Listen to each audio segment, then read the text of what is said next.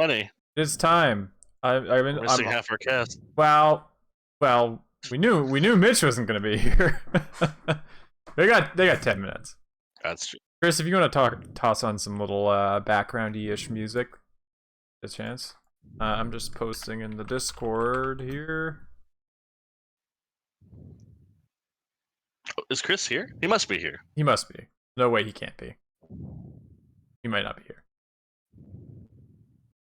Yeah,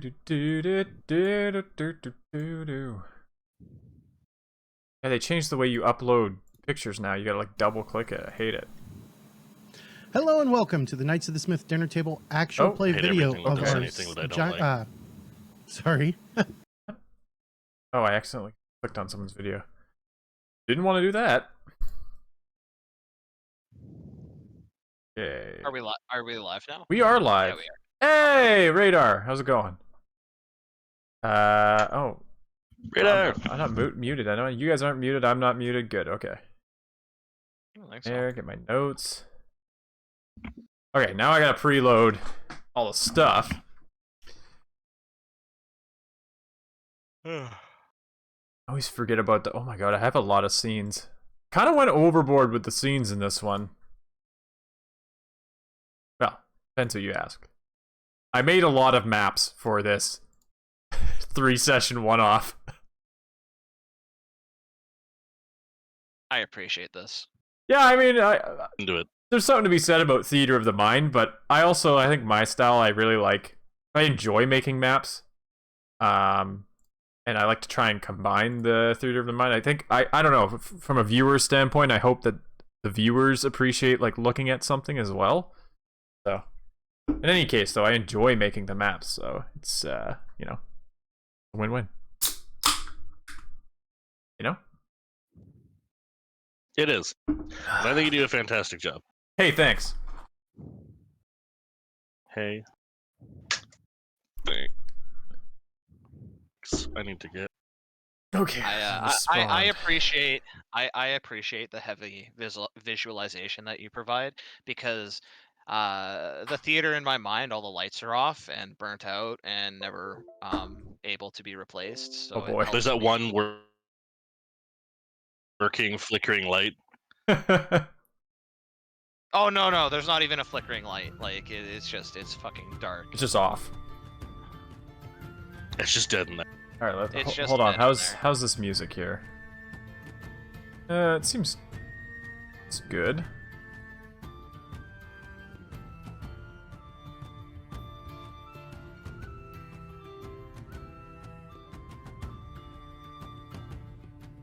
Oh hey, there's the Twitch notification. Which one?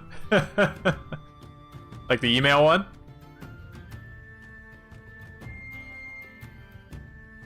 Probably if you're on Twitch, it'll give you a little pop-up in the top right. Oh, right. That says somebody you followed just went live. Right. In browser, right? Yeah, that's the one. Probably the one he's talking about. Yeah. There it is. Well, that's why you're in the Discord, right? Because you get those extra couple minutes of us time. Yeah. You know right away. Feels good. These precious minutes. These precious minutes that, you know. I don't use a little. No wait. God damn it. I don't really want to go into like a deep conversation about this. Okay. Okay. So here we go. But no. But I mean, like you'll understand why in a second. But Rob, I gotta ask, like, have you seen the WoW raid cutscene yet? Okay, I saw it like 2 seconds out. All I saw was Sylvanas flying to the sky like a pot balloon. Oh no, and just go spiraling off into the background. Not that one? Then no, I have not. So today for reasons that are unbeknownst to me, they released 9.1 last week, and then this week today. Oh no! After like, you have to have a space, otherwise it doesn't do. God. I did the same. Son of a bee. I did exactly the same problem when you were playing Undertale and Goat Mob rolled in, and I wanted to just flood the screen with art. Embarrassing. Right on. Right on time. Hey, is that Logan? Oh wow. You weren't late at all. Oh yeah, I didn't even look at the clock. Just There we go. just to quickly finish my thought. They released the raid today, a week after the actual patch went out, and in the raid, the final boss is Sylvanas, and you get to see it after you kill her, quote unquote kill her. Whoa! Spoiler alert. There's a cutscene that has kind of reveals where they're going with her story arc, and it is so fucking stupid. Are we talking about Final Fantasy? No, we are Yes. not. We're We're talking about. Oh, yeah. No one else. Yeah, that classic Final Fantasy character, Sylvanas. We're talking about Super Mario MMORPG, Yeah, Oh my god. which I would Where, play. I would love that. where. But Jason, you were right. I'm a level because 5 Geno. Since none of us have seen that, we will not be having a deep conversation about it. No, we will not. Oh no. No, Like I literally just wanted to. I prefix that because I just literally was curious if you had seen it or not. No, I don't care for FF14. WoW. Although, if you've watched the Avengers, you've seen what happens. Oh I my haven't God. seen the latest Avengers movie. Black Widow. Neither have I. No, I mean like the one where they defeat Thanos, like that one. Whoa! Spoiler alert. Yeah, Endgame. Is that? Yeah, I guess is that the last one, like the last huge one? Yeah, the Yeah, I last didn't. Avengers. Thanos. The last Thanos. Avengers one was Endgame. I've watched more Fast and the Furious movies than I have. Oh my God. Like literally. Fast and the Furious is basically fucking redneck anime. It's the same. It's the same universe, really. I mean, I've been watching them all like with Eric, Marty, and Aaron, and it's been a blast. Some of them are like they're mostly good. Like they're mostly good. I don't know, man. Try and convince me otherwise. It is redneck anime. I mean, Yeah. I just recently watched all 8 that are out. So I mean, like it's like You know- I enjoyed them. You know what I've been seeing a lot lately, and I really appreciate it, is Dominic memes. Dominic memes Yeah, on everywhere. fucking every single subreddit I'm in. Fucking Monster Hunter subreddit. Oh, I see Dominic memes. Oh, JoJo. Shitpost Crusaders. Oh, Dominic memes. It's fucking like- Tekken. Dominic memes. It's like Monster Hunter, and you're fighting like a tempered elder, and it's like, oh, they're not susceptible to flash bumps. We know what they are susceptible to? Family. Family. Yeah. Family. God, it's so fucking dumb. Or like they'll just like edit Dom's fucking Dom's car, like his whatever he fucking drives, like into the background of something. Yeah. So, Oh my like God. I Oh, hate it, oh, and there it's was also great. the best one I saw was a Modern Family one, but it was all just Dom. Was it called Dom Family or just Family? It was just Modern Family. Oh. Oh my God. So I want to introduce my new character for this campaign, Dominic Toretto. Oh yeah, guess you are Dominic. Didn't you already play Dominic? Oh yeah, that's right. I can't wait to get back. Still? To that. No, we're gonna get back to that campaign, and And my have character is no just gonna idea. be Dominic, like Vin Diesel. Yeah. Ugh. We're gonna have to do a recap when we get back to that for sure. Yeah. Yeah, yeah. yeah. Oh, speaking of recaps, should I do one for today? You think? Yeah, absolutely. Yeah, do a quick one probably. All right. I think that's just a good thing to just do. Like a quick minute or so, or however long it needs, just a quick recap of the last session. 5 Dominic seconds. needs an tops. enchanted wagon that he keeps in the shed because it scares him. Oh, Chris, yeah, you know Because what's up. You know how Too Dominic enchanted. Him and his father like Yeah, worked on it or It's too whatever. enchanted. Yeah. What was the story? Dude, Is like that's his dad worked on it and he did like a drag race and like blew up or whatever. Yeah, basically, yeah. Dominic and his younger brother John Cena watched his dad die. Wait.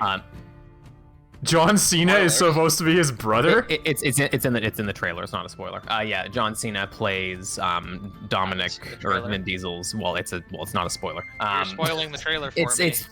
It's 30 seconds into the trailer. I can't believe I'm you your just brother. roll in Oh. here and spoil the Fast series for me. They piece watched of their shit. dad die in a fucking car fire, and How then dare you? Sorry. Also, John Cena is not anyone's little brother. I mean, I think Vin Diesel might be taller than John Cena. John Cena is not that tall. Yeah, I don't know. I can't see you him. can't see him. Yeah. Here we go. Is it even possible to measure the man? Here we go. Prove to me that you've seen John Cena. You can't. You can't. It's true. All right, we are Now we're live. Okay. Sweet. Yeah, let's do a slight recap here. I'll jump to the I'll jump to this view. Oops, no I won't. Okay, so I'll jump to this view. So, obviously we're doing a little one-off mini adventure till Mitch gets back from his vacation. So you guys, this Merrick. This is set in the town of Chillwater up here in the north. In the first session, you guys had done something bad in a tavern, and you were given community service, and you chose to take guard service for that. So you went to investigate a mine where the mine had collapsed, and some miners were trapped inside. Upon searching it, you heard creepy voices, and you found 3 dead miners. And then a woolly mammoth was rampaging through the mines, which is probably the cause of the dead miners. You managed to get away from the mammoth and ran away, at which point it kind of like turned around and made the mines its home. So the mines are basically out of commission for now. You reported that to the owner of the mines and / mayor of the town of Chillwater, Anthony Silverstein, and he wasn't too happy, but he did pay you for the silver you brought back, at which point a stranger came wandering into the town square asking to see Marcus Silverstein, which is Anthony Silverstein's father.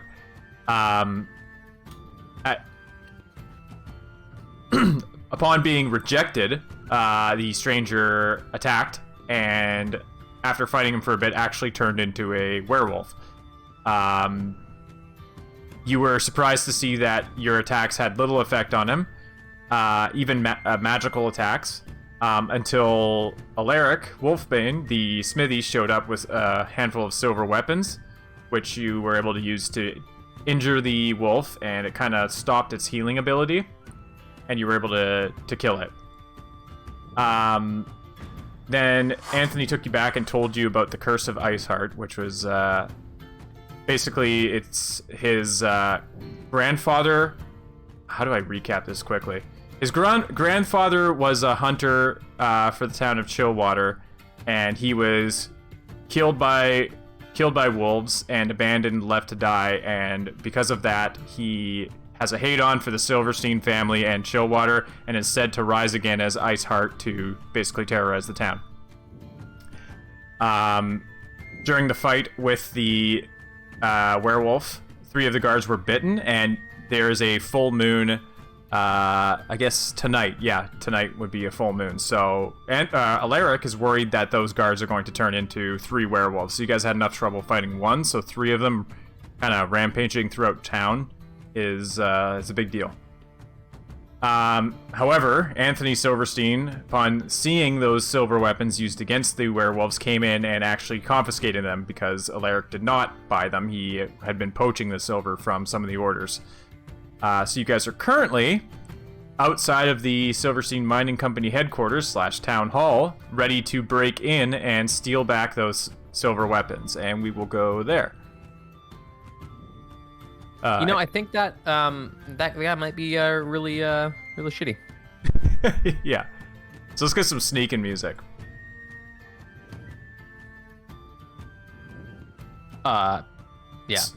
Sneaking music. I would recommend something like Flesh God Apocalypse. That would probably be the best, smooth listening. Or this, BFG division. Yeah.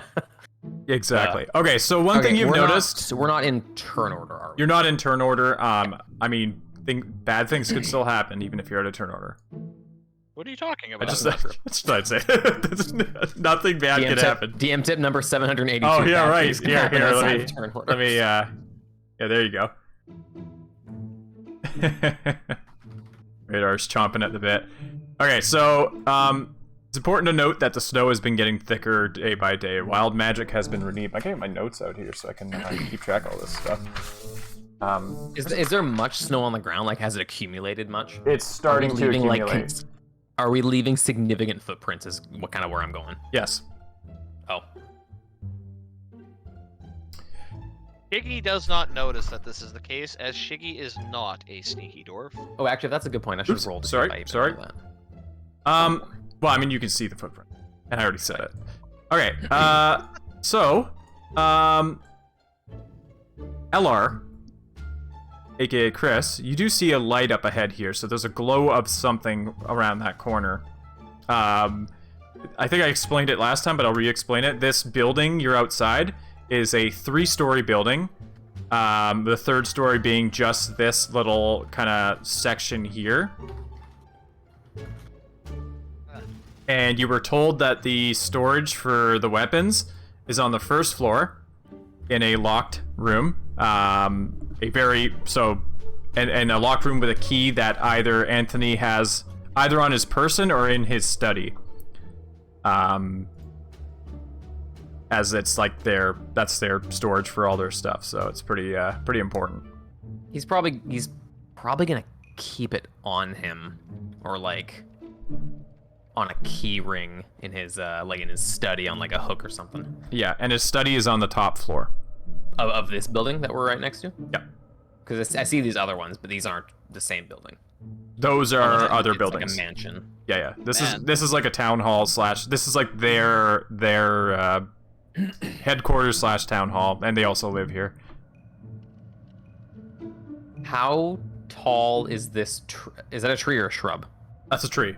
It's actually extending over the side of the building, so I'd say at least 30 feet tall. Oh wow! So that could like, okay, that's. You could climb up that tree and get onto the side of the building. Okay. If you don't fall. I mean, is there like a window near it, or what is it just like? Give me a sec. Is there a window? I believe we determined that there are no windows, because I think there is. I think. Sorry, there is one. There is one window. Where? What? I might have lied to you. There's a window. It is around here, and you can see actually a warm glow coming from it. Not near the tree. It's up on the 2nd floor. I'm gonna.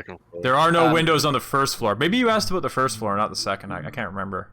Oh, maybe, yeah. So it's right I'm over here on the 2nd floor. So I'm not a liar. Yeah, kind of in line. Oh, I guess you can't see that, but yeah, right about there on the 2nd floor, there's a window, and it's got a warm glow.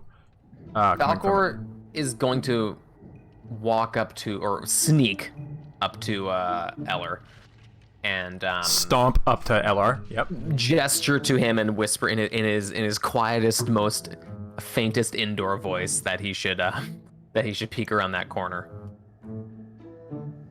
Because we saw a guard out front, right? I'm recalling that there was a guard out front. There was a guard out front. Okay. Yes. So it stands to reason that there could be like more patrolling. So are you whispering to him?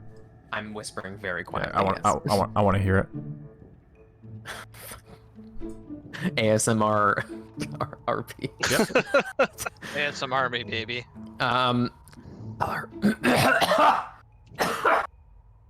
We just started. We just started. Jin, you're right on time. Don't worry. Sorry, I choked on my spit while I was trying to be really quiet. Or Elcor? Ellen? Eller. What? Are you back up to look at his name tag? Yeah, I back up to size him up looking for his name tag. Hi, my name is Ellard. Hi, I'm Garrett. Sorry. Yeah, Falcor. Yeah, okay. I miss Carrot. Eller, gotta go check out. There might be more guards around the back. Or I guess I could. No, I'll save that. Eller, how do you respond? I'm assuming Eller is more sneaky than all of us. Oh, he's just him. Is Chris even here? You know what? I'll just do it. Okay. Okay. Yeah, I'll let Eller do it. He's probably a sneaky boy.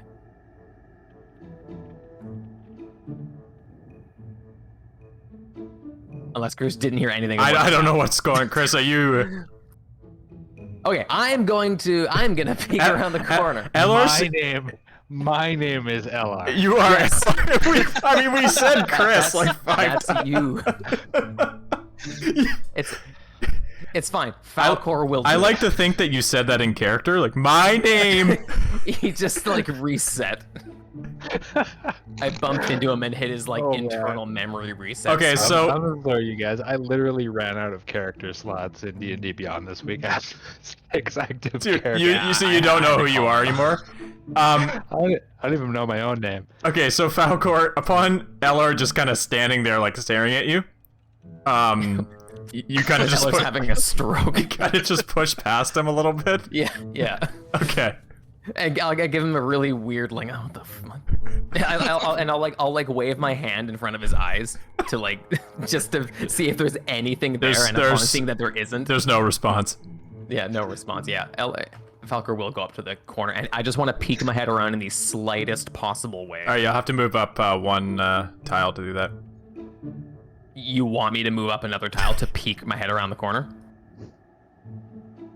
Is that what you want me to do? Or, There you go. Fucking nice. I wasn't gonna be like, oh, you're no. I was just kidding. Roll initiative.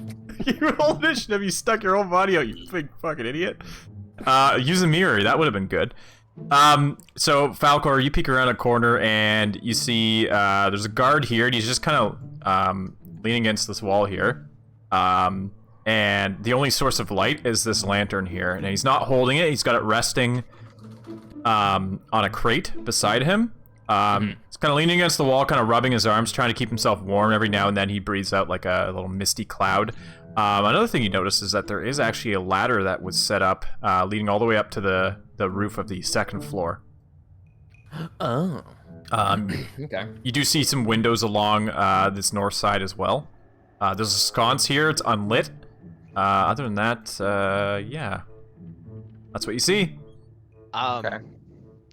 In the quietest way he can, Shiggy would like to cast guidance on LR. Okay. LR, you have guidance. LR or the guy doing Oh, no! Hey, Radar, you want to roll a D100 Jason, for me, why buddy? would you do that? Jason, what have you done? I was like, oh, Shiggy can't do anything here, so he'll enhance the sneaking ability of his friends. A small Completely- nuclear explosion. Well, I mean... Completely fucking forgetting that. Alright, Shiggy. Wild magic was Oh, okay, so Incoming- in the... incoming TP. Oh. Okay, so what do you say to cast guidance? Is it like a... Do you have to say something? Is it a somatic spell is what I'm trying to say. Let me double check. Where are you, guidance? It'll probably be a VSN. VSC. Okay, so, Chiggy, you go to cast guidance, however, it doesn't work. Instead, pink bubbles float out of your mouth as you speak. Okay. Your voice poops. So, you're basically, every time you open your mouth to try to speak, these pink bubbles kind of float out and they pop. Luckily, they're not loud. Can he still speak words, or is it Nope. just bubbles? No, now? it's just bubbles. Huh. So Shiggy will open his mouth to try and cast guidance. Notice that pink bubbles come out, and he will immediately shut his mouth and just look horrified. Okay. How do you guys respond to this? Well, Falcor like takes his peek around the corner, and he peeks back just to just in time to witness this happen. Yep. And he doesn't really know what to make of it because thing with Eller now and now Shiggy's blowing bubbles. Shiggy will try again to cast guidance. Okay. Is there more bubbles? Okay. And he'll of course, after more bubbles escape from his mouth, he will just kind of look just terrified and kind of hold his throat a little bit. Does he have any feeling of like how long this might last? After about a minute, you feel a little bit differently. Okay. What's in your flask? Needs to be a roll on keep from bursting out laughing. Yeah. Okay. I mean, Shiggy would be terrified by this. I don't think he would laugh at his bubble conundrum. The bubble You're not conundrum. supposed to eat the soap, my friend. Eating soap. I didn't eat soap, laddie. I don't know what's going on here. Shiggy's been eating Tide Pods. Oh my god. No, Shiggy, don't do that. So you yeah, you realize you have your voice again. Okay. So he'll. I've been eating soap, lad. I don't know what the hell's going on. Anyway, and he'll place his hand on LR and give him guidance as was originally intended. Okay. Nice. His guidance lasts for what, a minute? Oh geez, I am not sure. Oh great. This is my first. Shiggy, day you've had a after- minute to cast the spell. I need you to be a professional on it. It is an expert. 1 minute. Okay. It says clear as day here. 1 minute. Okay. All right. So LR, you are guided for a minute. Okay. Falcor's gonna come back to the group and Oh yeah, you huddle should up a little bit. probably tell them what's going on. Yeah. So Falcor, in again a whisper voice. There's a guard. There's a guard there and a ladder. A ladder we might be able to use.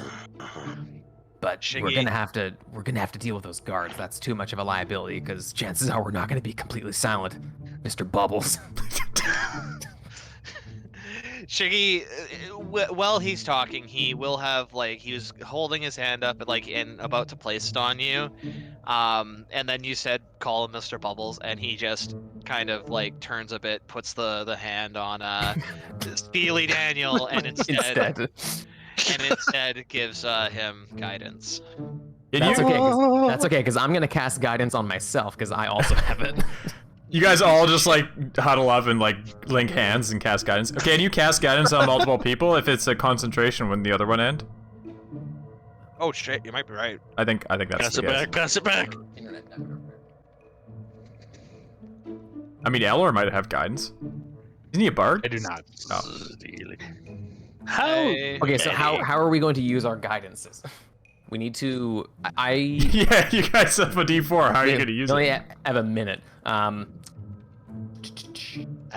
Elor rifles through his disguise kit, Ooh. looking for something maybe that I can use to disguise Falcor, make him look like somebody who's here on official city business.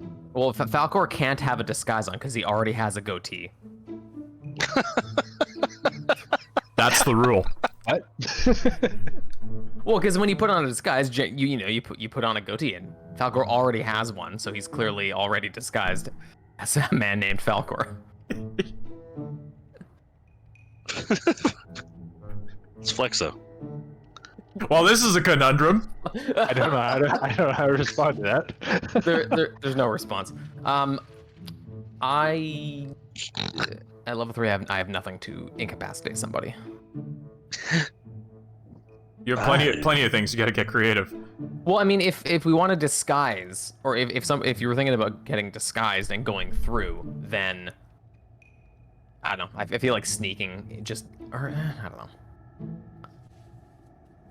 I vote jumping in this window over here somehow, away from guards peering at us. 'Cause they're gonna hear shit.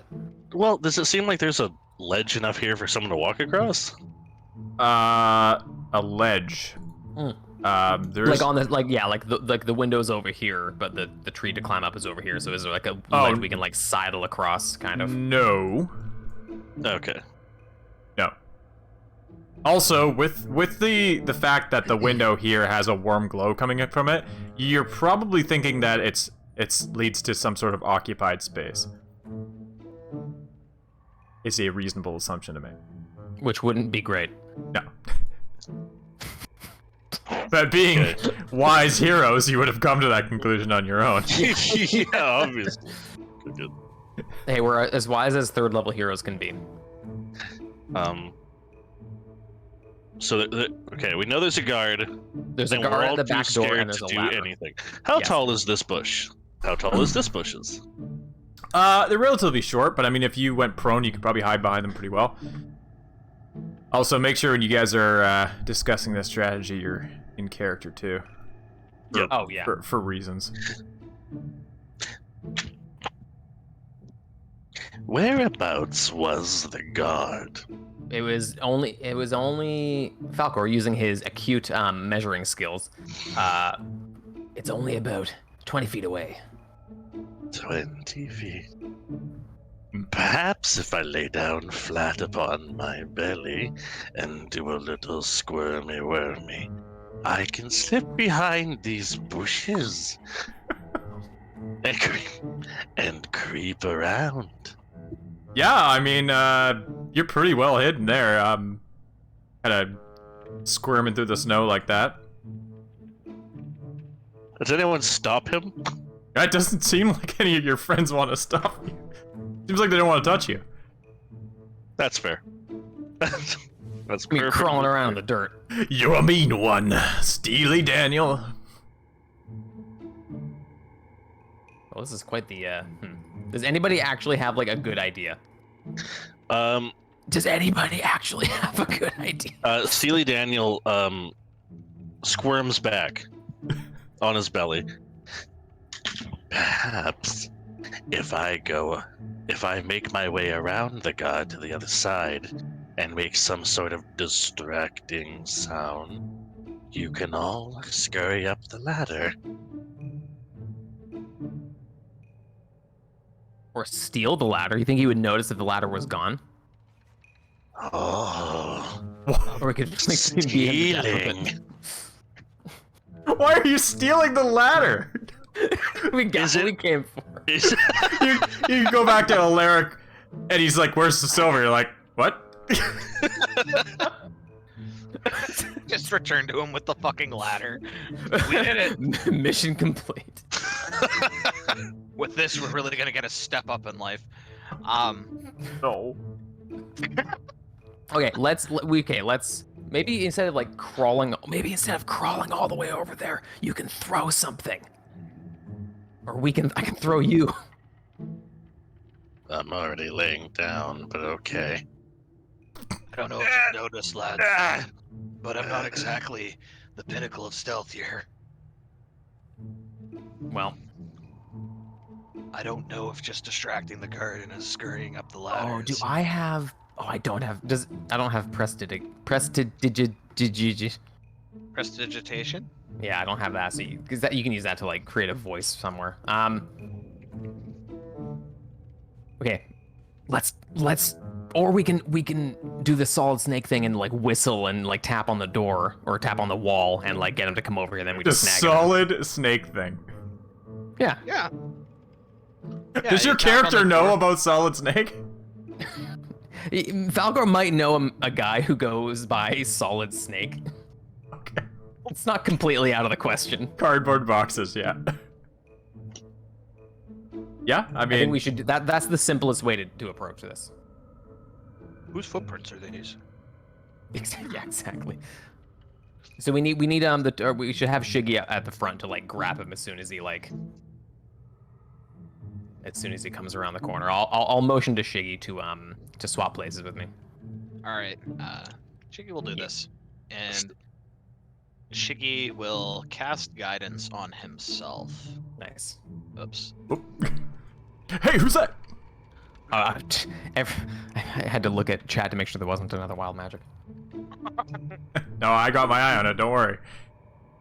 Okay, so LR will move over near Sneaky Daniel as well and try to hide behind this bush. Mm-hmm.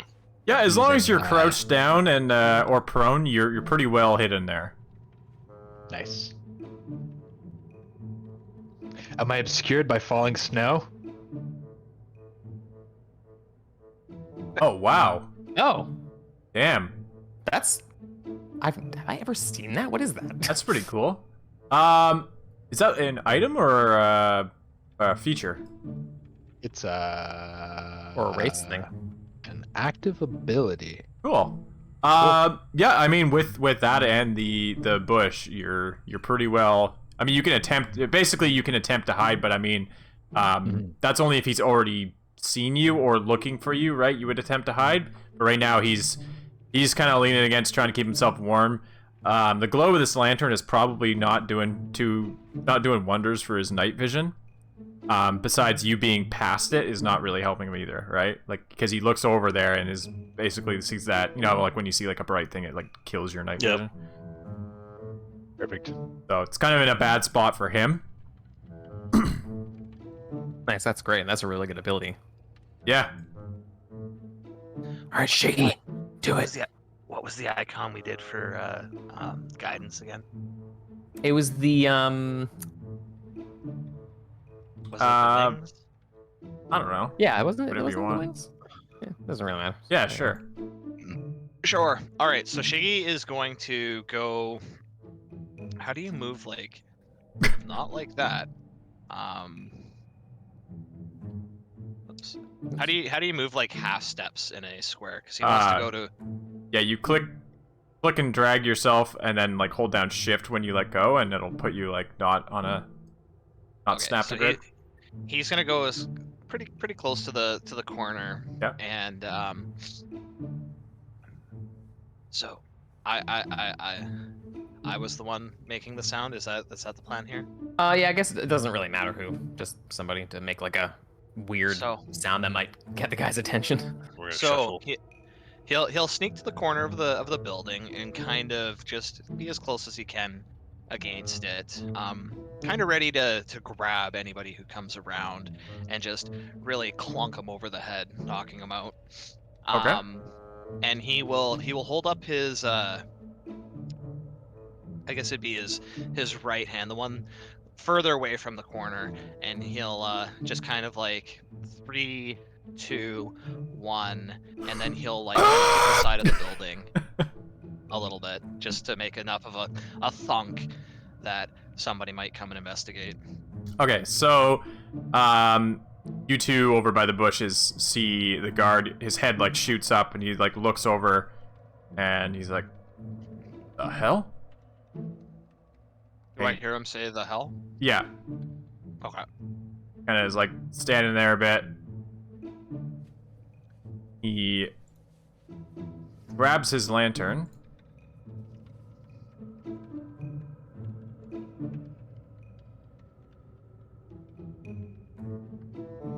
As soon as he gets close enough to Shiggy to grab, he's gonna grab him and just like fucking club him on the back of the head as hard as he can. Okay, let's do stealth. No. Everybody can do a stealth here. Just give me a stealth roll. Oh yeah, minor illusion. That would have helped. Am I doing a stealth roll to grab him? You're doing a stealth roll to see if you can grab him without him seeing you first, right? Okay. You're coming. Yeah, coming around the corner. I will naturally spend my 1d4. I would. Yep. Luckily, this guy is not actively looking for you, so his he's not rolling a perception. You just have to beat his passive perception. Is that everyone? You all beat his passive perception, and I mean, it looks like you all fucking advanced on him. What do you What's happening here? About to have a bad day. Steely. Actually, Falcor was specifically staying behind just so he could like kind of keep an eye on the other direction. Yeah. Shiggy is trying to like grab him and then like clunk him on the back of the head, so he's gonna. So hopefully he knocks him out. Okay. What are you clonking him with?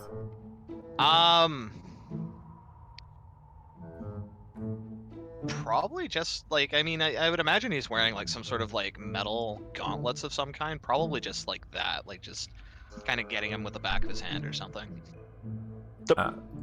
Because he doesn't want to kill him. Steely is also going to try and hold the guy. Well, you can. I mean, you can do it like what do you have for a weapon? You have a warhammer. I mean, you can do it non-lethally. The way D&D works with melee, it's like,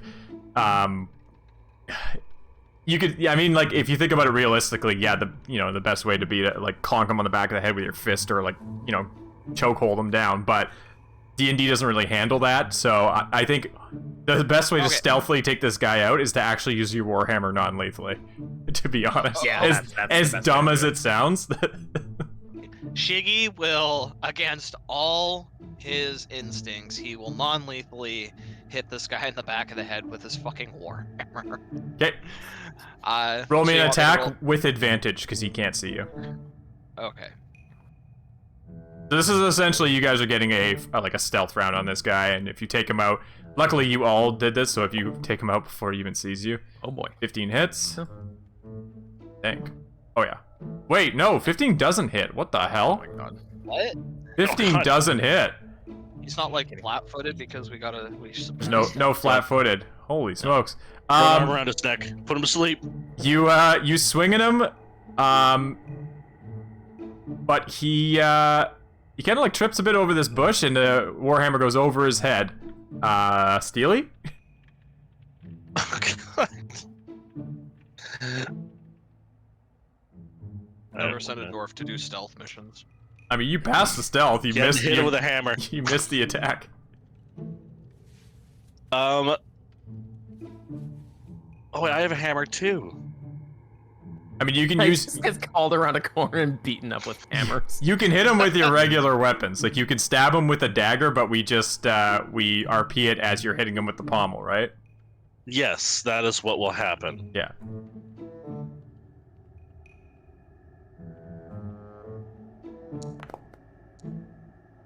That hits. Hooray! I was one off. Ugh. Non-lethal Lethal to the face. 4 damage. All right. You pommel him in the center of the head, and he's like, "Ow!" And he's still standing up. What was that? Rude. You get him around the corner. You bash him in the head with a hammer. He yells, and you're like, "Shh!" you shush him. Fucking shusher. So after I swung and missed, am I able to like just try and grab him and put my hand over his mouth? Well, you've done you've done your action. Okay. Yeah. I figured that was. The case. Steely, do you have any other attacks? You're dual wielding daggers, right? Could be, yeah. Yeah. I do, yeah. Okay. You get multiple attacks? Yeah, if you have an offhand, use a bonus action. We're technically doing a pseudo combat right now. If you guys are each getting a turn. Okay, yeah, all right. We're in a stealth round without initiative because he basically is not part of the stealth round, so it doesn't matter when you guys go. 13 won't hit. So you bash him in the center of the face with the pommel of your dagger, and he's like, "Ow!" And you tell him to shush and try to hit him again. At which point he like kind of blocks it out of the way, and now he's staring at a Steely. Daniel, LR, anything you want to do? It's gonna escalate way too fast. Jeez. I not to butt in, but Falcor might have a solution. I do. Or Joel, were you going in a specific order?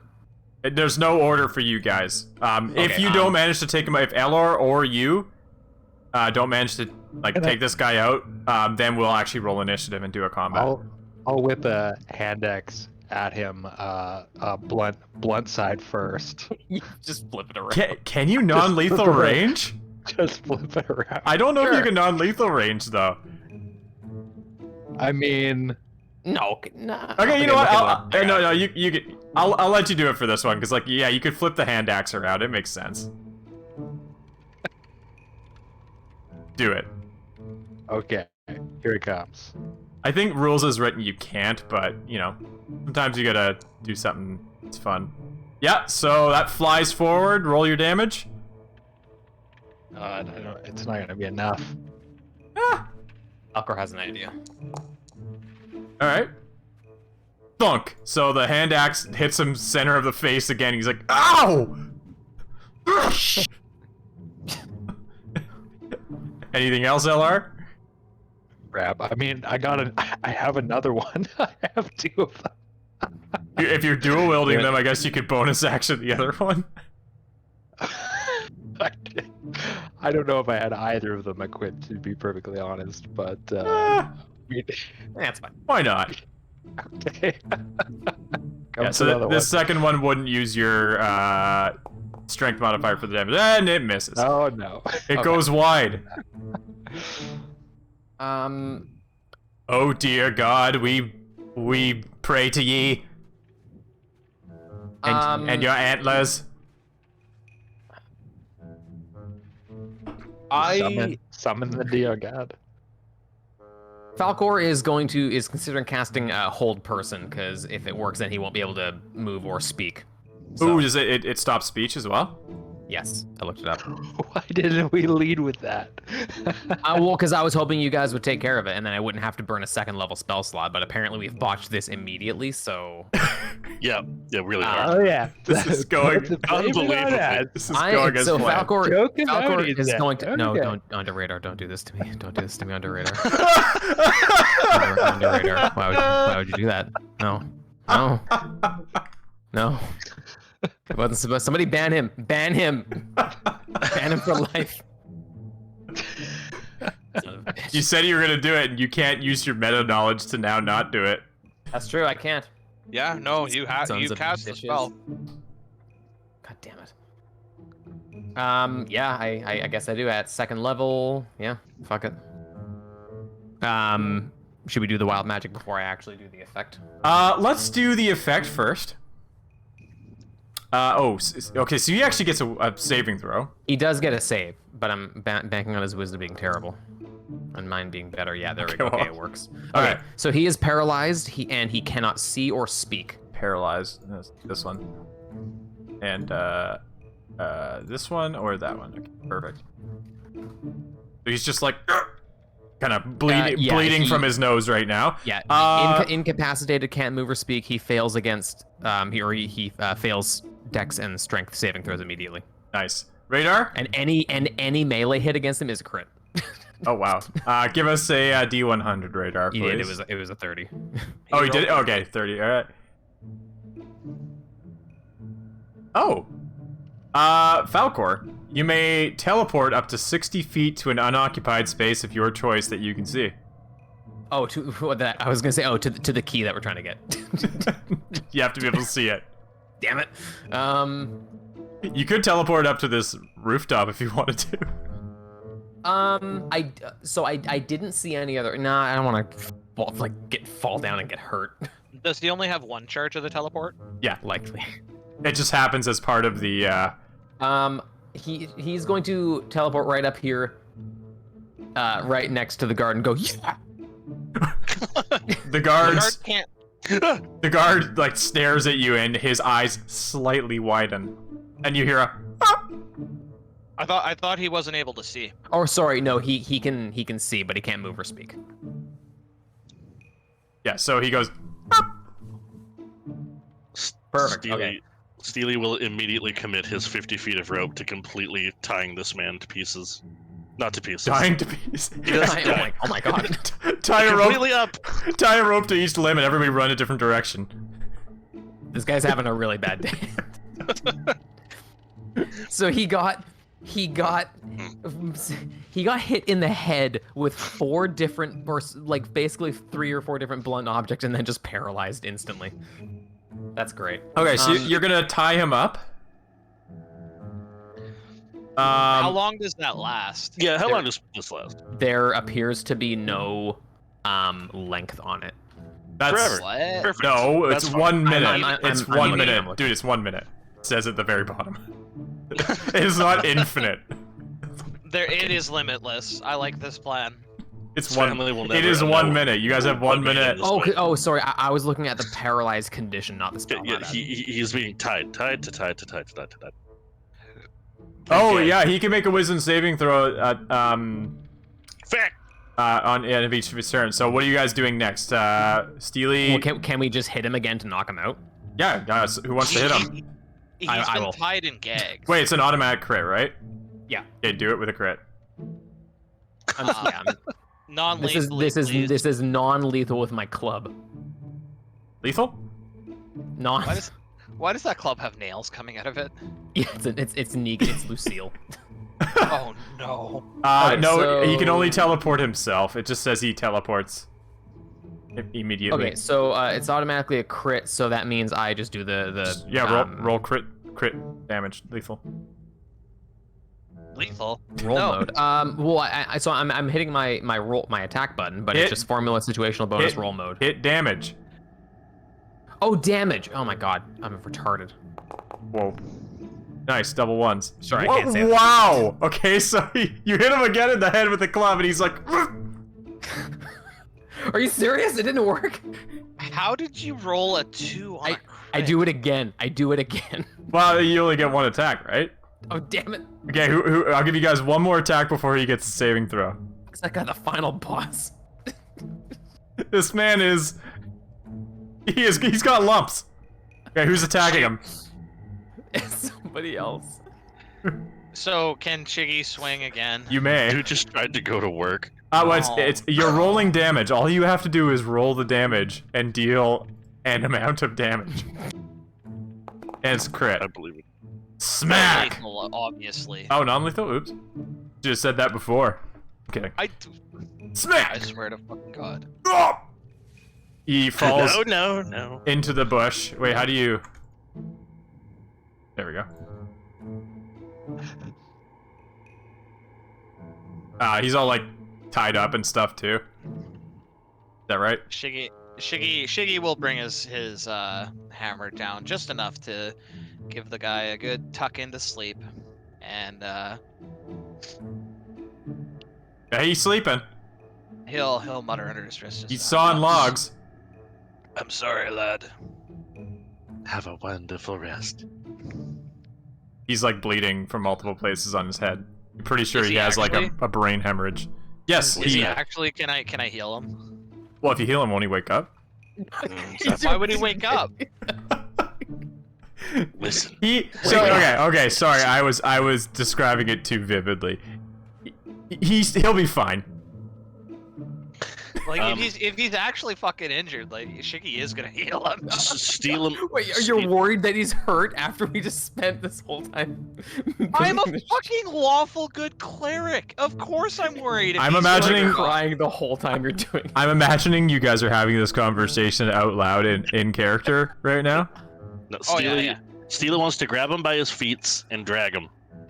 Shiggy, we're gonna drag him this way. Shiggy will grab his feet and help Steely move up. Okay. Pull we're the gonna- opposite more direction. respect.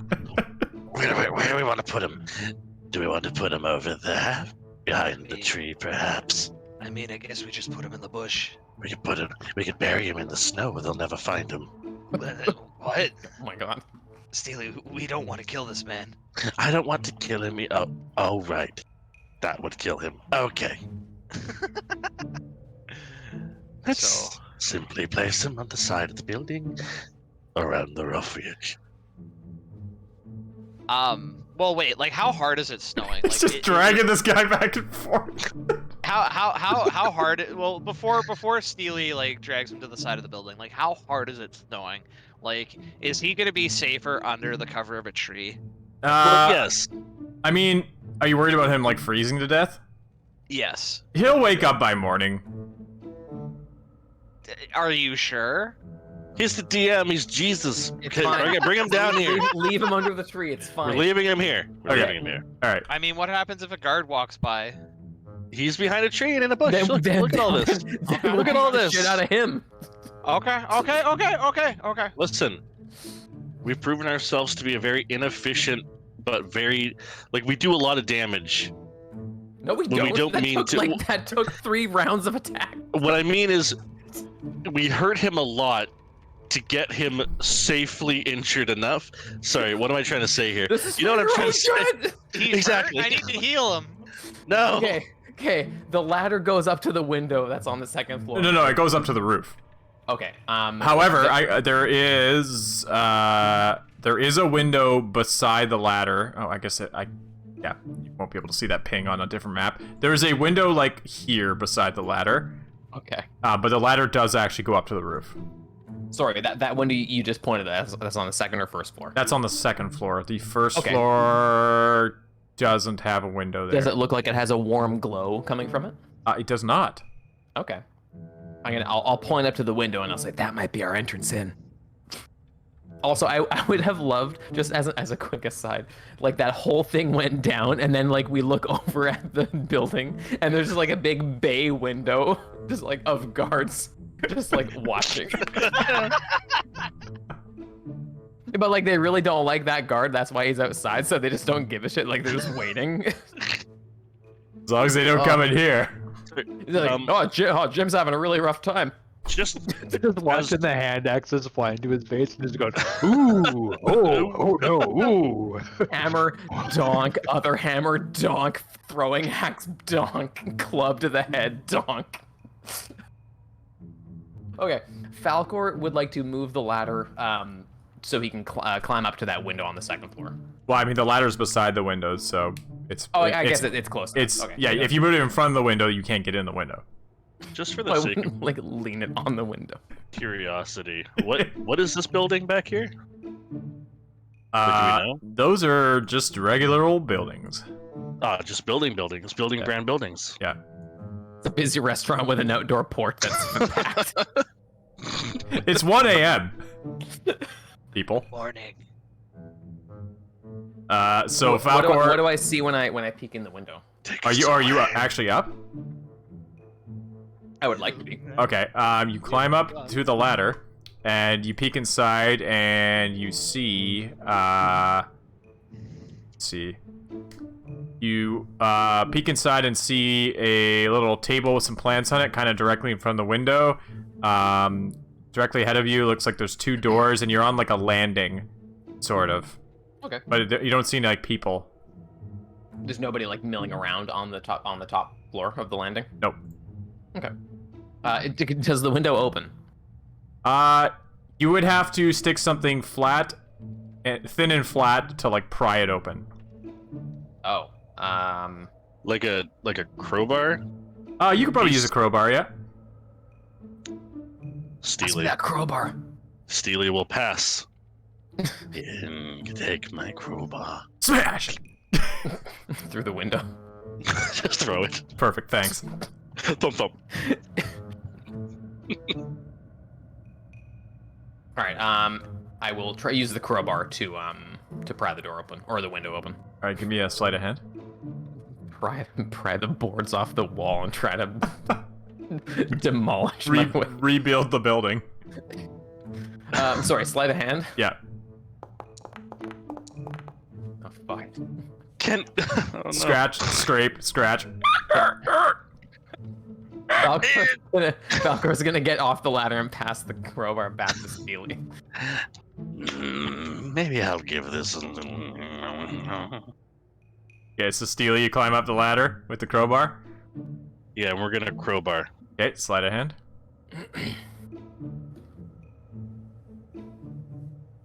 You can do it, Steely. I believe in you. Oh my god, you rolled. You did it worse than I did. I did it worse than you did. It's slightly better. Do you scratch and scrape the window a bit more? You can't seem to get the crowbar under where you need to actually like get some purchase to pull the window out. Falcor is going to cast guidance on that. Oops, I didn't mean to roll that. Ignore that. I won't. I touch. I'll take Steely, it. And I cast guidance. All right, Can Steely. I take it? No, you can't take the 4. Motherfucker. You gotta do your own roll. Yeah, do your own rolls, buddy. Alright, we're gonna the slightest of hand. A soft sleight of hand, just a slight. This is going well. It's going really well. It's going so well. Oh my god. Oh my god. Alright, everybody, thanks for watching. It's been a good session. We'll see you next week. Oh no. Okay. So the window cracks a bit. Oh my Jesus Christ. I am shocked. You're making a lot of noise now, Okay. and you're starting to get frustrated. Oh, steady Dan is inspired. Steady Dan, you're inspired. Eddie Dan. Inspired. You can feel it coursing through your veins. Are we taking another crack at this? One more? You got this. You've already cracked it, alright? Oh, sorry. Yeah. No. Okay, not so literally. Okay, we're gonna do this one more time. I mean, the ladder leads. The ladder. I'll explain again that the ladder actually does lead to the roof as well, right? To the roof. Yes. Okay, but we have a mission here, and I don't want to give up now. All right. 4th time's the charm. Inspiration. So, I just want to explain kind of what's happening here for Shiggy and LR and Falcor. So Falcor climbs up the ladder the first time, scratches the window a bit, climbs back down, gives the crowbar to Steely, who tries once, and then tries again, climbs back down, then climbs back up, re-inspired, and is now trying a fourth time. Am I about right? Yeah, that seems This roughly time, correct. go fine. Alright. Steely? This time things will be different. Are you using your inspiration? We are going to use the inspiration. Okay. Please. Will there also be advantage involved? I mean, no, guidance. I don't know, it's up to your... Oh, yeah, absolutely. Okay. Okay. Make the You roll. can't possibly fail. Stealing old Daniel. Please do. Oh, fuck. Alright. So, you go to open it, and this time your crowbar immediately hooks onto the bottom of the window, and you pull it out. Yes. Yes. The window is Go on. too small to fit any people through. Yeah, it's like a 4-inch window. No, I'm kidding. No, the window is open and you can climb through. Steely Dan will slip through the opening. Alright. Jill just failed to mention that critical detail. Alright.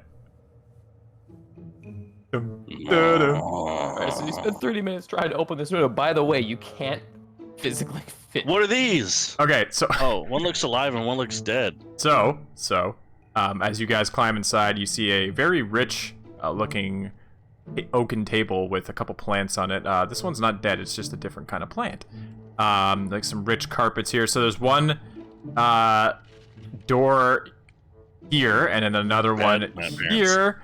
Another thing you can see. Oh, what's this see down there? Sorry, give me a sec. Another thing you can see is if you look down this area here. I don't know if it's apparent, but it's actually the first floor, looking down from the balcony. Yep. And you see a guard who is very clearly asleep on a chair, kind of leaning back against it. This is the main entrance, kind of the waiting room. There's a statue here that kind of glitters. It looks like it's made entirely of silver. And then there's another room. What's up? Okay, Falcor, upon getting in here and he sees that they have a gigantic silver fucking statue. God forbid we use it for weapons and something useful. No, they need a gigantic, pure silver statue. It might not That's be the pure. real important It stuff. might not be pure silver, but yes. And then yeah, at the far end there's another room. So we're just gonna throw the statue out the window and fuck off with it, right? It looks like a pretty big statue. It looks expensive, yes. I mean, you like that's a thing in this. just like chip a piece off it. Dink, dink, dink, dink. No one will hear us. So we all climbed up the we all climbed up here. Yeah. So now at this point, it's you're gonna have to be pretty careful with moving around because you're inside a wooden floor, right? So just be aware of that. Oh, I think we also said we were gonna retcon something for Shiggy. If you want to like leave your, what are you wearing, like chainmail or plate mail or something? Chainmail. I'm wearing chainmail, and we did decide that he left the chainmail at because I put that in my notes to give you that option, but I glazed over it because it was part of a bunch of other stuff, and I was kind of jumping back and forth. So I've already taken the chainmail off. Perfect. I did that before. Yeah. Just walking around making that sack full of quarters. Yeah, exactly. It's like I figured that's something that's pretty like, you know, would have been pretty obvious as you're like clinging and clanging your way out of the forge. It's like, wait. Anyway, you guys are inside the second floor of the Silverstein Mining Company. So there is something that I would like to have Shiggy do just before, like, Piss on the symbol. What? He climbs up the ladder, and before he went through before he went through the window, he would have he's gonna mend the window. Oh, that's a really good idea. That's actually a very, very good idea. So yeah, he casts. Let's see, where is it? I think I should be able to cast mend. What is a lodestone? Just like so a with material costs, if they don't actually have a gold cost to them, it's assumed that you have them in your like materials pouch. It's a magnetic rock. Yeah. And so you being a pretty seasoned paladin, cleric, you would have filled up your material sack with all your spell components. If it has a gold cost, that's something different. Then you would actually have to pay the gold cost. And some people run it where you actually have to buy the materials ahead of time. I don't usually do that because it's kind of crazy. But some people do. So anyway, yeah, you can mend it. The window looks good as new. It actually looks better than it did before. Okay. Suspiciously better. I'd like to creep over to here. Okay. And slowly and try to take a listen at this door. Sure. There's actually a keyhole. You could probably poke your eye inside if you want. Ooh. You do both.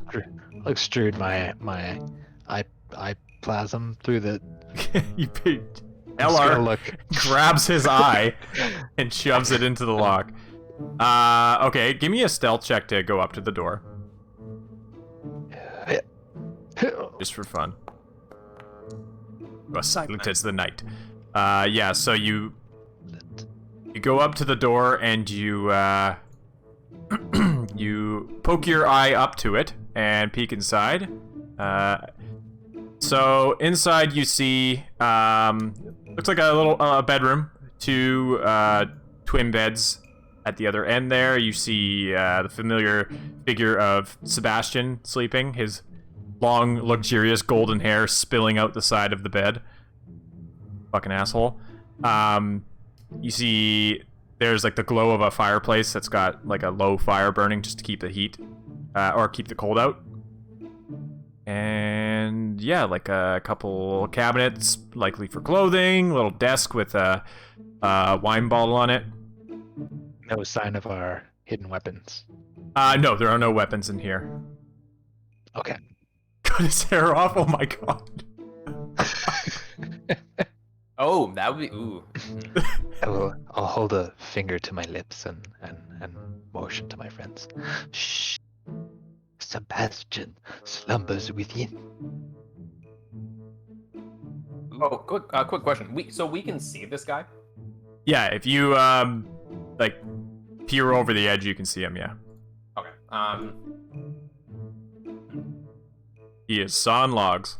Falco will very lightly tread over to LR. And Be a stealth check just for fun. oh, For fun, he says. fun. Haha. Ho. Yeah, you get over there. No movement from the guard. Okay. Yeah. So I'll saddle up to Eller and say, in my quietest Volcar or Falcor voice, any sign of of the keys or the key ring?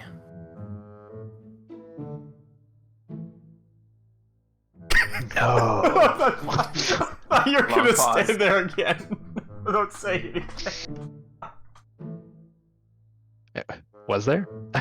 I don't remember seeing one. No. I thought you were gonna stand there again and not say anything the whole time. Maybe LR just doesn't see Falcor. Who are you guys all talking to? It's like some weird group hallucination. It seems like an asshole. What? Yeah. So you didn't see a key there. There is, however, a door. This door here, which, judging by the layout of the building, likely leads upstairs to the study. Oh, that's another door. Yeah. Oh, interesting. That's why Oh, that's why there's a carpet there. Oh. Because doors have carpets. I'll slowly turn the handle on this. It's locked. Okay. Thieves' tools. Oh, so I mean, this is probably the door that the guy's got the key for then. Can I try to insert my thieves' tools into the door? Sure. Cast guidance. Cast guidance. All right. You guide me. All right. You better ask permission first. May I guide you? All right, LR, give me I'll slowly reach around, like I'm showing you how to play pool. Whoa! Pump the brakes. I'm all out of love. Wow. Okay, so you have thieves' tools, right? And you have I do. You have thieves' tools? Where are they? I don't see them. I don't think you have thieves' tools. I should. Oh, if you're an urchin, you probably start with them, right? Yeah. I have proficiency with them. Yeah, having proficiency doesn't give you them, though. I'm really good I go to pick the lock, and I'm like, Steely, I need to borrow your thieves' tools. Can I borrow? Can I just?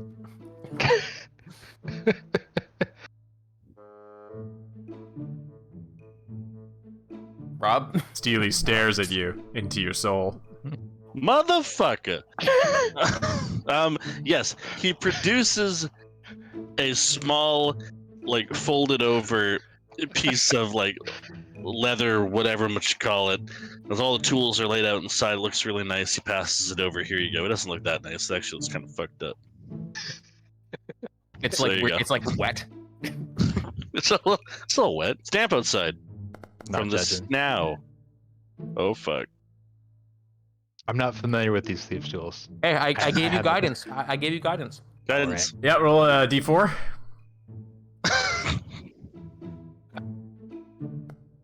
Yeah, Wow, okay, 13. Okay. Click, click, click, click, click. Can't quite get it. Your lockpick is broken. So you try for probably about a minute. And during that time you learn that this is a double pin lock. So you almost had it, but you couldn't quite get it. Damn. Oh, you're just giving up? You know the saying. If at first you don't succeed, give up. Well, I mean, you might be able. Here, I will, Falcor. I will guide you again. Try again, my friend. You're Falcor. You have a +6 to your sleight of hand. Yeah, my name's do that Falcor. shit. Get it in. My name's Falcor. All right, LR, you steal yourself and attempt to try again. Guaranteed to work this time. Guaranteed. Without fail. That is what guaranteed means. I'm adding I will add the 1d4. Here we go. I learn new things every day. Hey, that's significantly better. All right, so now that you kind of know what lock it is, you have a better attack plan, and you manage to get both the pins up, and the door clicks, and you can now turn the handle and open it. Little click on 1, little click on 2. 3 is binding. LR is we're going in. to LR is going to change his name to the lockpicking LR. Okay, Alright. cool. I will hand Steely back his thieves' tools. All right, Thanks. Cheeky, are you going to join your friends there? Yeah, he is just kind of hanging back until they get the door open and Vaping. he'll. Well, he's like he's a dwarf cleric. He's like loud as hell. He's just being extra careful to stay back and stay quiet. All right. Falcor will. I guess LR can go first. He opened it. Okay. I will enter the LR opens the door, and then Shigi's just like, kind of makes me feel like a river dancing.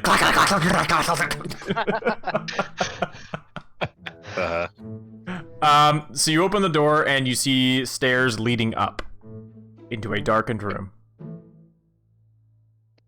Okay, I'm going up. Okay. Shigi, if you're joining them, you need to give me a stealth check as you approach the stairs. How dare you? You can't just sneak your way out of this mission by standing still the whole time. You're not getting teleported because the other players have initiated Yeah, exactly. Why You must not? gather your party before venturing forth. Why not? So Shigi is gonna before taking a step across the room, he is going to place a hand on himself and mumble some Shigi. some prayers to himself, casting guidance. Oh. And then, oh my, and then he will. Just butt scooch. It's the only way. He will sit on the floor and then scooch his butt across the Oops, that's not. There we go. He will attempt to sneak across the. Oh, Jesus Christ! Yeah, that's pretty good. You're quite silent, more silent than some of the others. And he will follow the others up the stairs. It was. Yep. Okay. So you guys make your way up the stairs. I'm also not trying to get teleported, to be clear. I'm just. Yeah, no, it's fine. So you get to the top of the stairs, and you're in a smallish room. Lots of bookshelves. Another really nice-looking table, a wine bottle with 2 glasses, really fancy chairs. Fireplace here. This window here overlooks the roof, facing west. And cabinet here at the end, really nice desk, and then what looks like a safe here.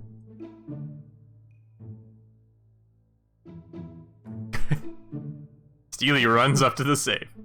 We're right above this guy's room. Yeah, I'll motion as we get to the top of the stairs. I'll motion to my friends, and I'll put my finger up to my lips, and then I'll do like the 2 hands on the side of the head, sleeping, and then I'll point down below.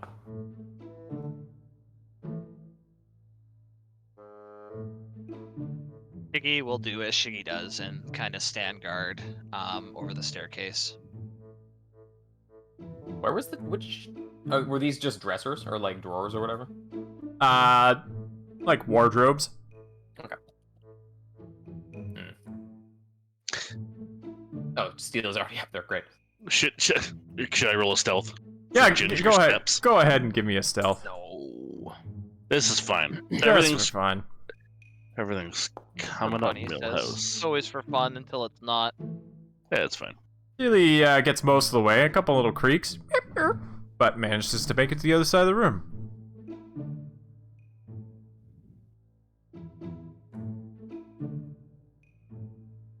What does he do when he's at the other side of the room?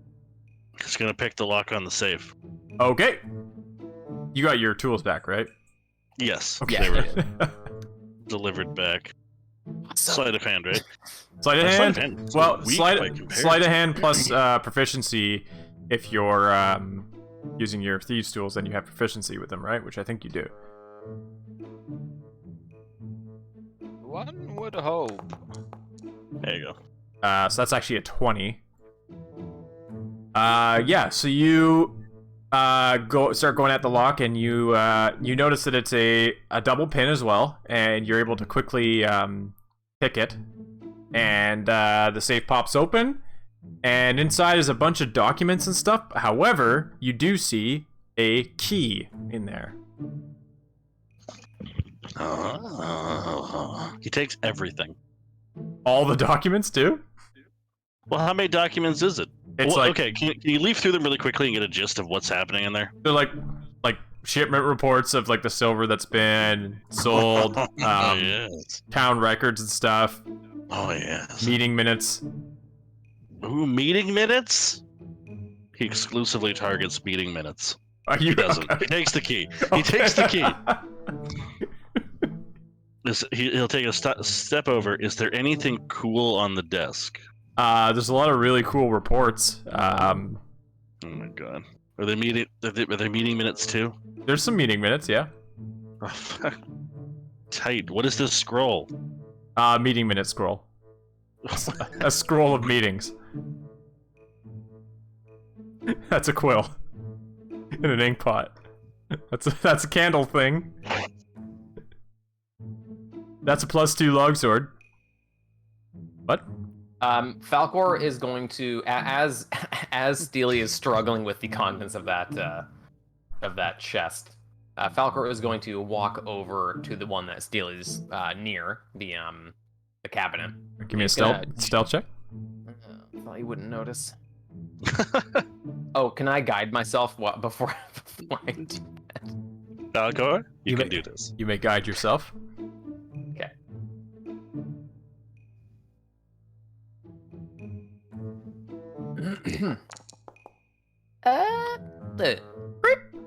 Yeah, you managed to get over there with minimal noise. And I will try to jiggle this and see if it's open. It just opens up. Okay, anything in there? It's got some expensive silverware and whatnot. Like silverware, like some swords, or No, like cutlery. does it appear to be made out of pure silver? It's plated with silver. I'm gonna steal some. Okay, you could add silverware to your inventory. Stealing nods. Couldn't get the weapons back, but look. Approval. Shiggy, as he watches his comrades just kind of fucking rifle through everything and Loot the place. apparently steal anything that isn't bolted to the floor. We're not taking.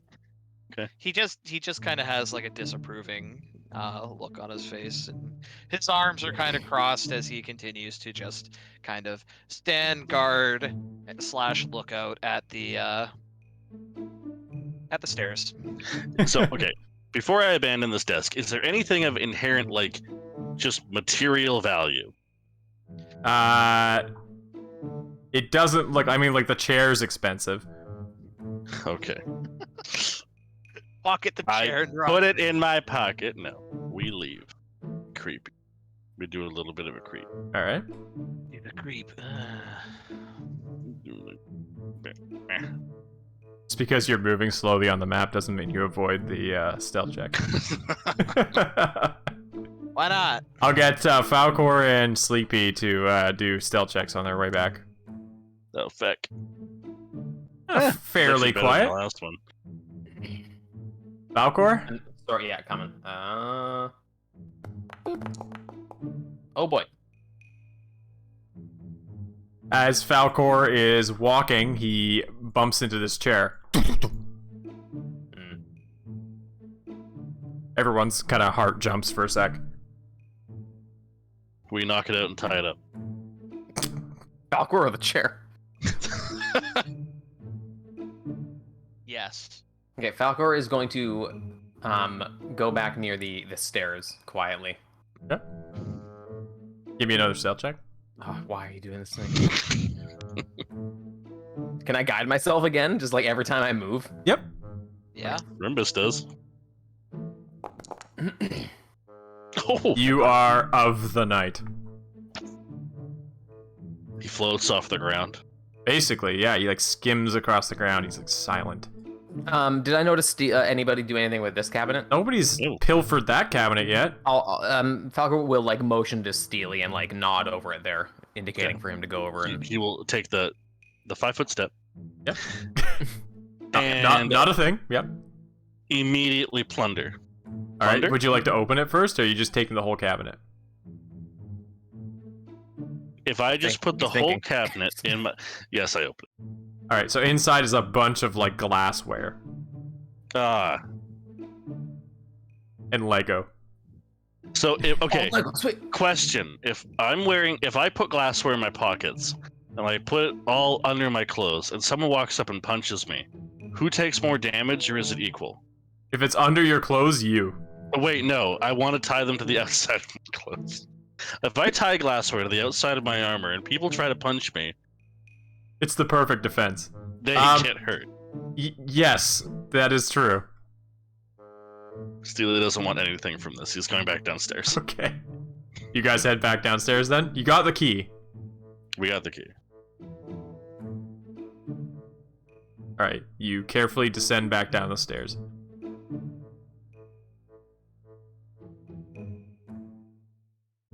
You are back on the second floor.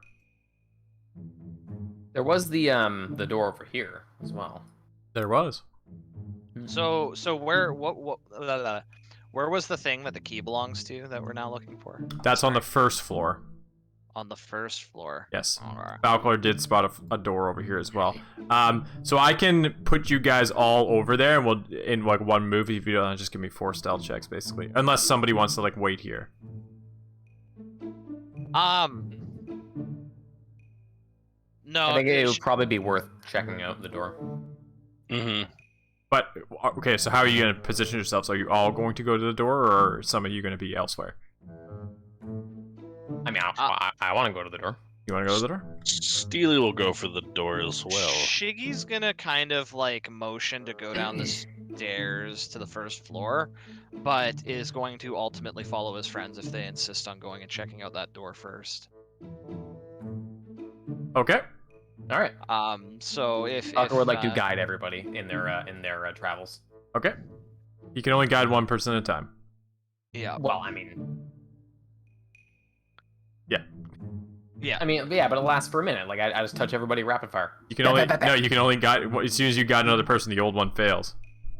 It's a concentration. It's a concentration. Yeah, we can only have 2 up at a time. You and your descriptions of things. Me and my Shiggy rules.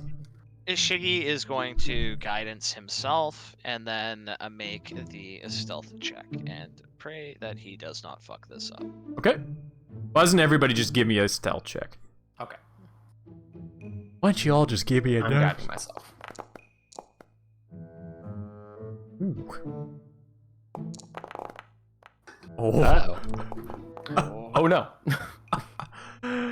Okay. Falcor.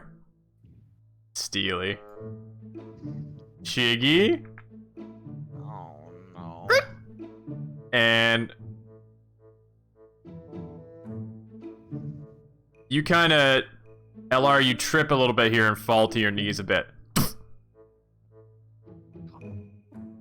You guys hear the noise and look back and see kind of Shiggy like mid-step and LR on his knees.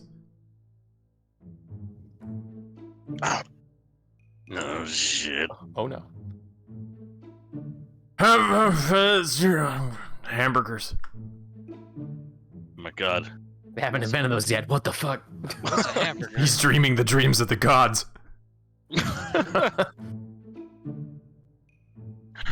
Falcor will look back at that blunder and consider going to help. What is he gonna do? Pick one of us up? I don't know. That's why I said consider. Tie one of them, like tie a rope around them and drag them across the floor, because then they won't be moving, so they don't have to make stealth checks. Ah, that's Oh, and perfect. yeah, if they just like go limp, they won't make any. There's a keyhole in this one too, yeah? There is, and you also hear a voice speaking shit. on the other side of the door. So, Steely gets out his crowbar. does Shiggy have to make another stealth check to make it to the... Yes, if you want to get over here, you will have to make another stealth check. Okay. Can Shiggy from where he is hear the talking on the other side of the door? No, in fact, Falcor, all you can hear is... Okay. When Falcor hears that, he will motion back to his I almost said fans, to his friends. Like he'll do like the one hand opening and closing, talking, and he'll like point to the door. Shiggy upon that will kind of like motion like a stop, like shake his hand a bit, and then like point to the stairs, like, and then like who on us has the key? I'm assuming it's not Shiggy. Steely had it. Okay. And he will kind of like hold up as though he's holding a key, and then like point down the stairs, like, and then like kind of shrug, like, come on. Why don't we just go and do the thing that we are here to do? Yeah. If there's somebody in here, we shouldn't go in. Well, you could actually hear, if you poked your ear to the door, you could actually probably hear what you're saying. Oh. Alright, I will do that. Crucial information. Or you could look through the keyhole, actually. It would be probably better, because then I could poke your head in there. Oh, is there like an old school keyhole I can look through? Yeah, it's similar to how LR did on the other side. Okay, I'll do that. Alright. You stick your entire face through it. Okay. So you peek through the keyhole, and you see Anthony Silverstein sitting beside a richly embroidered bed. The glow of the fire lights up half his face. Upon the bed is an old man who's staring up at the ceiling. For a moment you think he's dead, but after a few seconds his chest rises and falls slightly. Anthony continues speaking. Father, what do I do? The people will look to us to keep them safe and fed. Our mine is in shambles, and the man who attacked us. What if they're right? What if the curse is real? The old man kind of lays there. You recognize him now as Marcus Silverstein, the father of Anthony. He doesn't respond, he just stares blankly at the ceiling. He doesn't seem to react to anything that's being said. At which point Anthony hangs his head and sighs. If only I had your strength. You always seem so calm. Good night, Father. And he gets up from the chair, grabs a log, adds it to the fire, and then starts heading towards the door.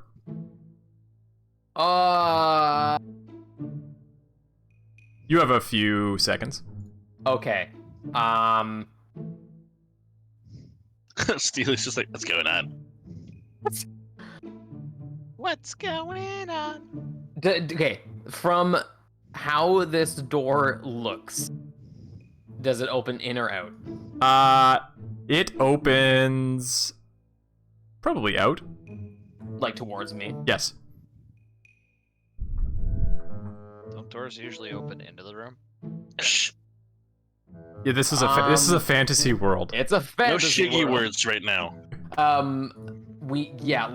will quickly, at the instant I see Alistair like approaching. Who?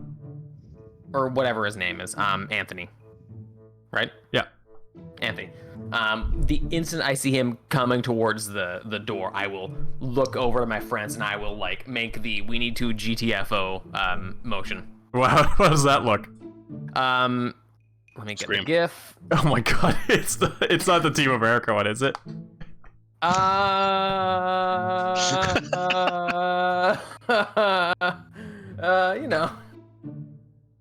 Maybe. Yes, it is definitely that. No, he's actually going to point like maybe like over the rail and like, and he's also going to just quickly leave it. Okay, we gotta go. Are you going to sprint towards the stairs? No, I'm going to take a 5-foot step. Because you don't have enough time to get over to the stairs and get down. You basically have your movement. You have your movement. So you were here and you have your movement to get somewhere. That goes for all of you. You have one turn of your movement, which is half movement, right? Because you're sneaking. Which, if you catch both your turns, is actually regular movement. But you know, if you move 30 feet, you can move 30 feet. Yeah. Steely's plan is to just bail over the edge here. And dangle, perhaps? And dangle, yep. Hand dangling. Okay. So you hang over there. Are you going to dangle in such a way as to be hard to see, or are you just going to dangle below? Is there a difference there? There may be. How do you dangle to be hard to see? Are you gonna coil up? Are you gonna coil up and dangle? I think his ultimate plan is to try and how far down is the? It's like here? 10 feet. 200 meters. 10 feet. So he's dropping like. That's not too bad of a fall. 6 feet. He could try to land softly enough as to not wake this guy up. Yep. But. Alright. Do you want to give me a stealth roll? I will give you a stealth roll.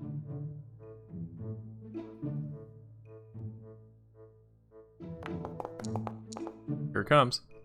Alright, you land. Superhero landing. Down below. There are some chairs under here that you can't really see that you could quickly get behind. He will hide behind whatever's closest that he can see. He is hiding behind it. All Like right. a stack of lunchroom chairs. Sweet. You are. Where's the thing? You are invisible. Yeah. So you're. You're hidden. Okay, Steely's hidden. Falcor. Falcor is going to follow Steely's lead, and he's going to use his whole. He's going to hop over the railing. Yep. Oh, here we go. Yes, she dies. He's going to hop over the railing, or do the same thing, like hop over, kind of hang a bit, and then try to drop down stealthily. All right. Oh, no, Am I able to do that and do guidance? Yes, because you are doing it before you jump over. Okay. Stealth? Yeah. Wait. Nice. Okay, good. You same thing, and then you notice that there is some furniture nearby that you could hide behind. Yeah. Okay. How about you guys? Shiggy is going to try to go down the stairs and wrap around the staircase, and is right here. Is that a straight wall, or is there is a little nook under there. I don't know how you would have seen that, but probably from the other side you would have seen the nook in that one, so it's reasonable to assume that there is a nook there. Yeah, he regardless of nook or not, he is going to go down the stairs. Okay. So he's gonna make his way down the stairs. All right, give me a stealth check. Give me an old fuck you. LR is still on his knees. He is again gonna guidance himself before he starts moving. Okay.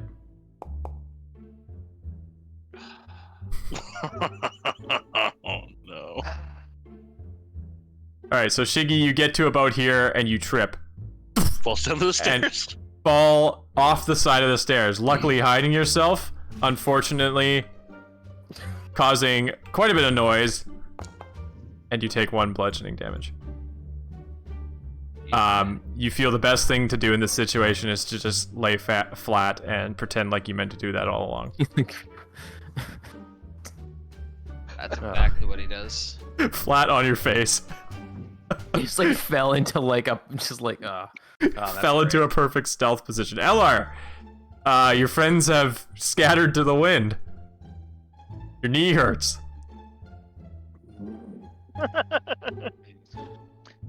And your heart hurts. I'm gonna try to mirror Shiggy by hiding on the other side. Oh, you're gonna topple over the railing and fall on your head? No, I'm gonna try to go around. I can't draw. No, it's the grid's a little messed up here. Okay, so give me his stealth roll. All right, here we go.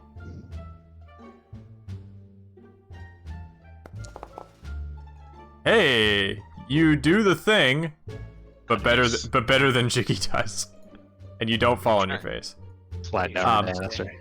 Yeah. So you managed to get around the back of the stairs there. So at the same time as Shiggy makes that noise, this guard's like, what? And he actually wakes up.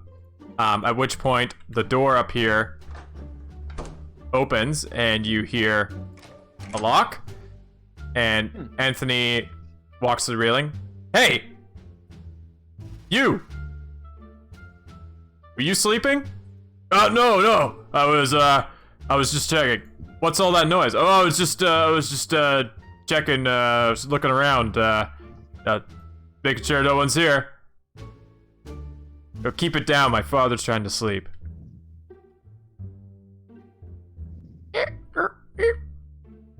Hey! No sleeping. Like ever. The guard never sleeps again. Wait, did he just go into which door did he just go into? He just went into the room. I mean, you guys wouldn't have seen that. Up. Oh yeah, I guess so. Okay. The guard kind of sits back in his chair.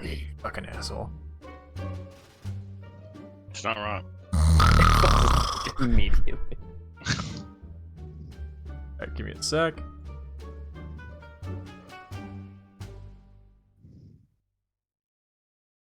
Oh, I guess I can get these off your fortress. Give me a second here.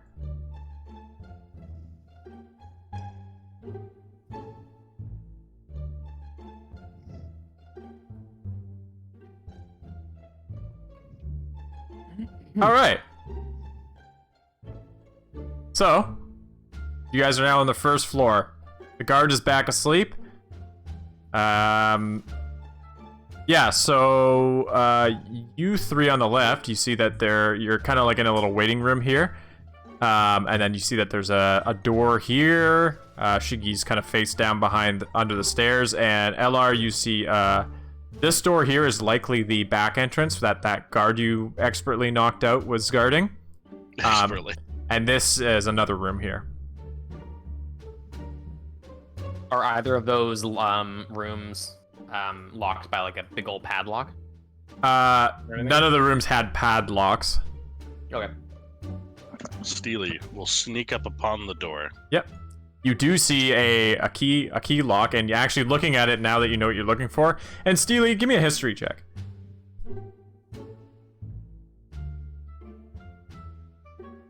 Steely will look upon texts of old. Okay. Poorly. I suppose you would know a little bit about locks, being a Steely guy. You can't be quite sure, but the more you look at this lock, the more you think it might be a multi-stage masterwork pin lock. Oh, fuck. Incredibly advanced lock, incredibly expensive, that requires two... Basically, when you're lockpicking it, you have to get 2 picks in a row, otherwise it resets. Very hard to do. Very hard to get the 1 pin, or there's actually 2 sets of double pins. So you gotta get the first 2, and then you gotta continue getting the other 2 while performing some weird sleight of hand feats. It's very difficult. And if you fail at all, it resets. So, you're glad you have the key, hopefully. He is glad he has the key, hopefully.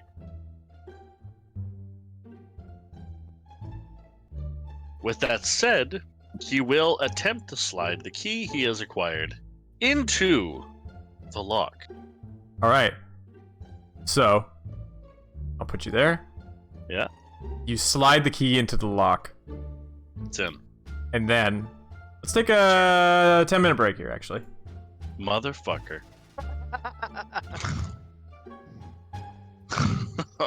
Yeah, that's fair. I will be right back.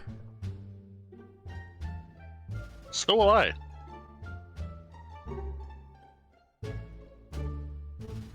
Wow.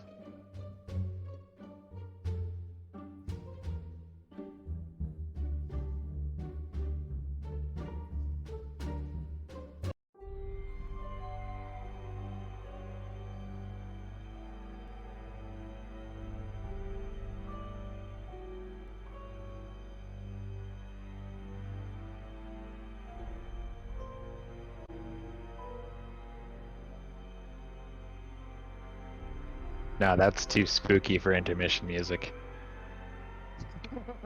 Let's do something like this instead.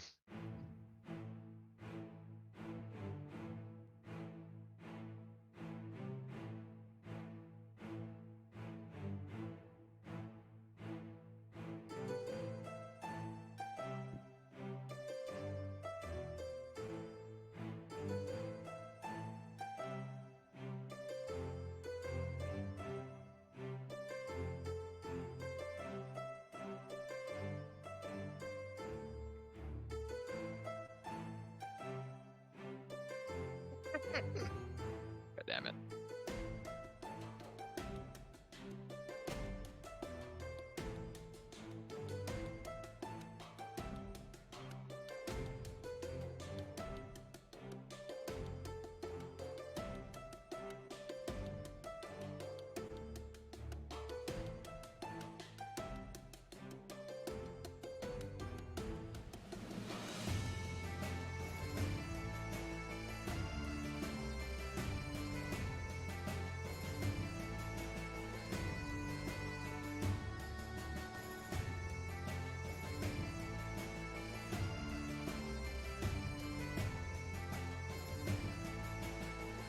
Alright, I'm gonna BRB for a moment.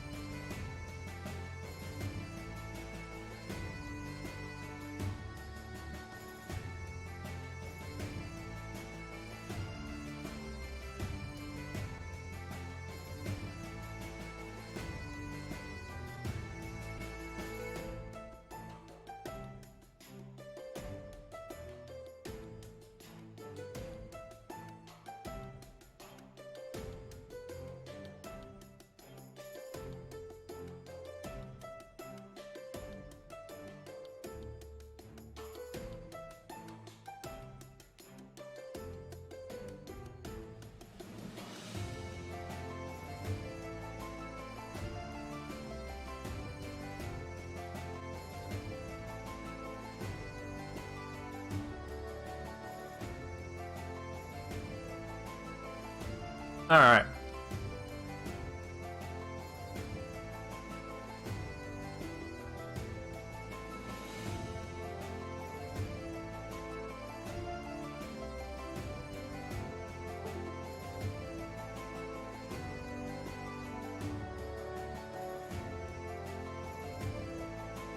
See, what we should do is, like, just in case, you know, somebody sees us in this building, we should just have, like, a pizza box with us at all times. So that, you know, we can be like, oh, your pizza's here. Yeah? Yeah, and then they're like, oh, thank you. And then, you know, they won't, like, kill you or arrest you. Nothing bad ever happens to the pizza guy. That's true. You legally can't arrest the pizza guy for breaking into your home. He's just doing his job. Well, I thought this was the entrance. You don't answer the door, he's still coming in. Yeah. That's right. Oh, it's like a horror movie. Pizza guy. This summer. This fall. Your nightmares are gonna be greasy.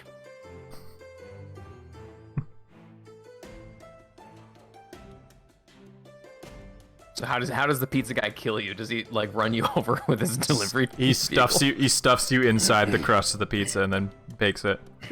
Pizza wheel, obviously. Oh my god.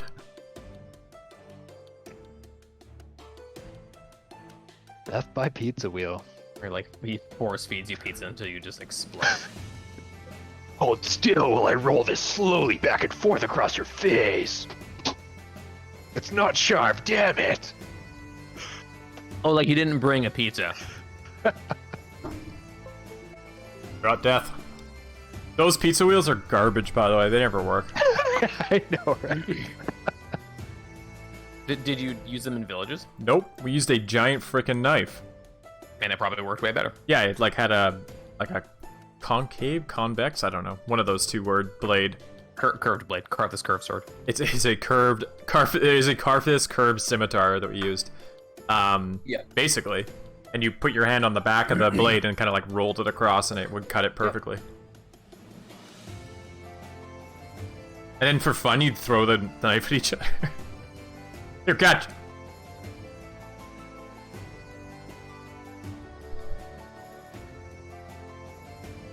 There's a dead raccoon outside our house right now. Oh, Nice. Great. Sick. It is sick. It's disgusting. I just got a picture of it. We have 1 minute and 17 seconds left. Oh, where'd Rob go? Oh, He left. Done with the game. Oh my god. Does Jen know? Puns are banned. If puns are banned, then I guess I'm banned. Oh yeah. Yeah, He is the Pungeon Master, after all. it's true. I even have a thing for it. What? What? What? Where's Rob? Somebody summon that boy. Did he like message me and say like, "Hey, I gotta go"? Like, Yeah. oh, there he is. We wondered where he went. I need to talk to someone really quick. Oh, Very, very brief, and they were in a different thing, and I need to go there. Sorry. I'm here. Everything's He fine. had to run over to his neighbors real quick. Yeah, basically. encoding overloaded. What did you tell me? Twit or OBS? Nuclear launch imminent. Nuclear launch detected. Okay, 3, 2, 1. Yeah, D&D stream. Oh no. I'll fix the music in a sec. Oh yeah, we need our sneaking music. Wait a minute, this is more stealthy music. There we go. Oh, she burst through the door. Oh my god, this is like Highlander music. Okay, McLeod. Steely, you go up to the door and you turn the key. And the door opens. Hell yeah. It's boxes. Inside are boxes, yes? He will take a quick step. Okay. Oh my god, it's the stuff! He looks over to Oh, right. Oh, Where's normal people? Falcor. Falcor slowly walks up. Silver. So yeah, you guys go into the room and you see several open boxes with lots of silver inside. And then you see a pile of silver weapons, silver arrows and bolts. Excellent. Well, Can Shiggy try and pick himself up?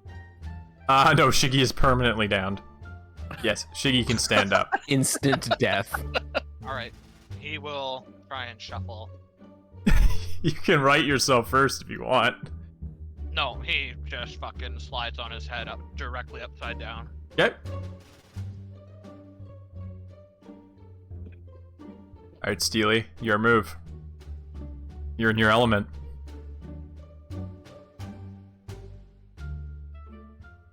And was this okay? So judging by this silver, does this appear to be all the stuff that we acquired? Yes, and more. Okay. Well, I mean, we should probably only take what was ours to begin with. I mean, you literally raided their like silverware drawer. Now all of a sudden you have a conscience. Falcor will suddenly realize that he probably shouldn't steal other stuff, so he just dumps the silverware in a corner here. Like, seriously? Yeah. Okay. Oh no, wait. He will very quietly lay it on the just on the ground here on top of one of these crates. Not just dump a bunch of silverware on the ground. Piggy will just look at him in the eye and be like, Lad, I think it's a little late for that, don't you think? That's more likely to get us found out. I gotta buy my way into heaven somehow. Yeah, it's like a good deed. Wait, do druids believe in heaven? Nah, whatever. No, druids are pagans. They go to hell. Wow. brutal. Okay, so how much of the silver can we, or just not silver, shit, silver. How much of this silver do you think we could realistically carry? This is probably 30 pounds of silver plus all the weapons and stuff. I'd say about 60 pounds-ish. I'm not gonna make you put it in your inventory because you're gonna be getting rid of it. Oh, okay. Okay. Steely, I thought it would have been more. That's perfect. Steely will flick Shiggy in the nose. No, not Shiggy. He will flick nobody. Okay. Where is Alaris? We all need to be here. You're missing a companion. As in, go get our friend. Where is LR? I'm trapped on the other side of the stairs, on the other side of the guard from where you are. Because I went down the other side and there's no way around. I mean, I'm scared to move. Yeah, but you can't. But you can't say that. I'm scared to move. Falcor almost hears something in the distance. Well, I mean, Falcor's gonna start loading up on iron because he can't just, he wouldn't know to go over there and grab LR, so he's just gonna load up on whatever he can manage. On whatever.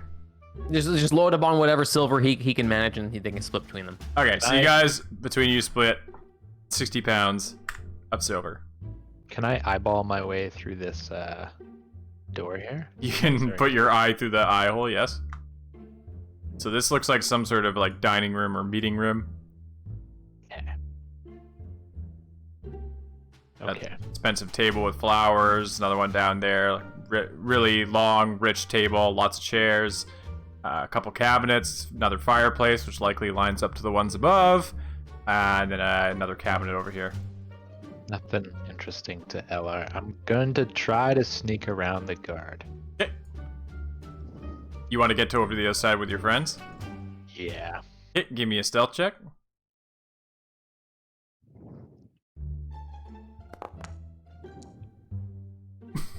Yikes. Ah!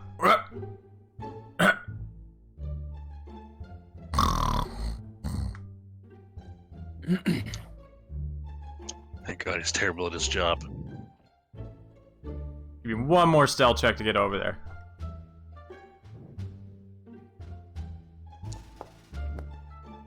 There we go. Alright, LR, you move like shadows in the night.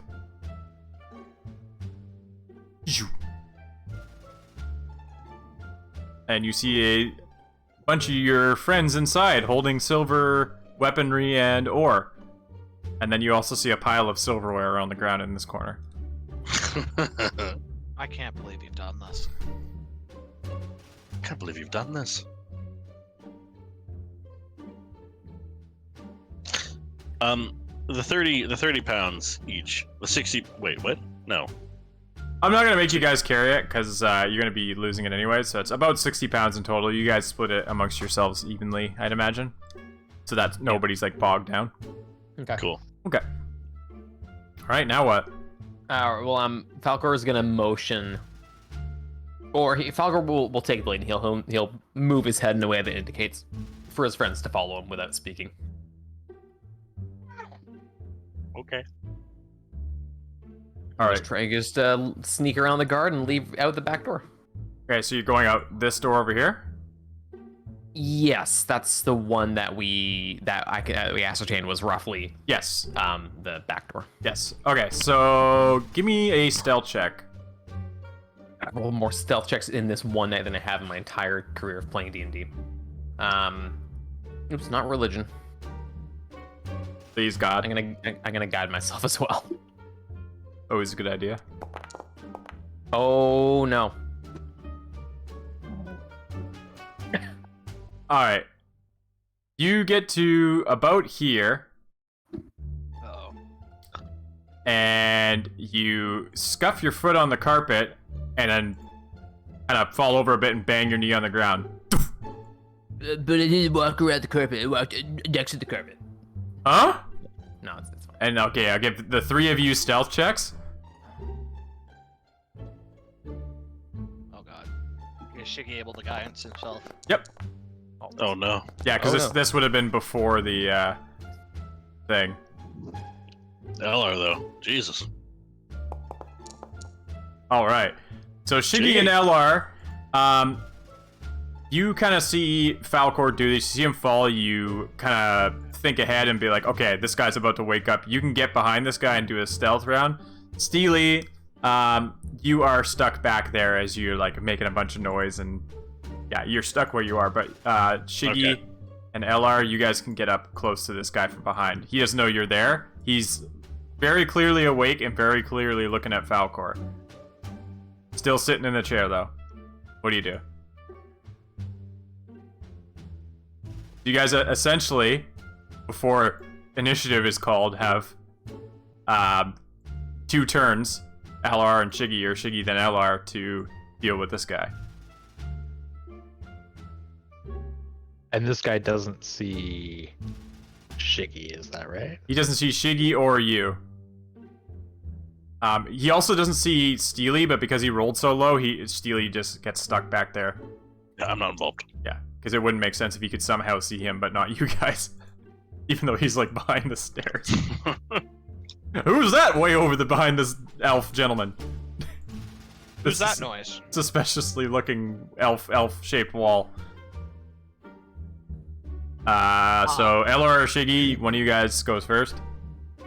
So upon noticing that he is waking up, Shiggy is going to, as non-lethally as he can, bring his warhammer down on the dude's head. Okay, with advantage. And guidance? No, you can't guide yourself. Why not? Because the standard, isn't it? 16 will hit. Cantrips are a standard like spell cast. Not all cantrips. Well, guidance is. And it's a crit because Shiggy is doing it with such decisiveness. No. Alright, so you bring your hammer upon the back of his head. Lick. And he's like, oh! He's still getting up though somehow. A big dent on his helmet. LR?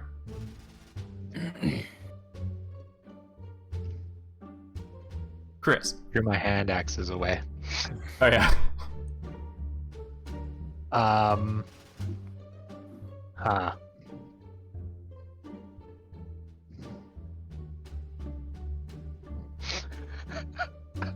Can I take my longbow and I'm just gonna put the string around his neck and try to choke him out.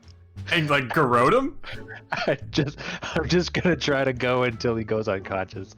I'm just whispering from behind him, go to sleep, go to sleep, go to sleep. Alright, what'd that be?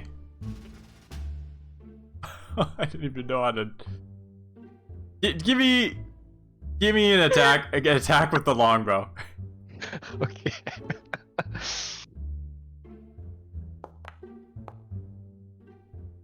That hits. All right. So you start to choke him out. Yeah. So you got the longbow. And you got the string around his neck, and you're kind of pulling him back into the chair. Yep. Okay. Eventually, he just stops squirming. He's like,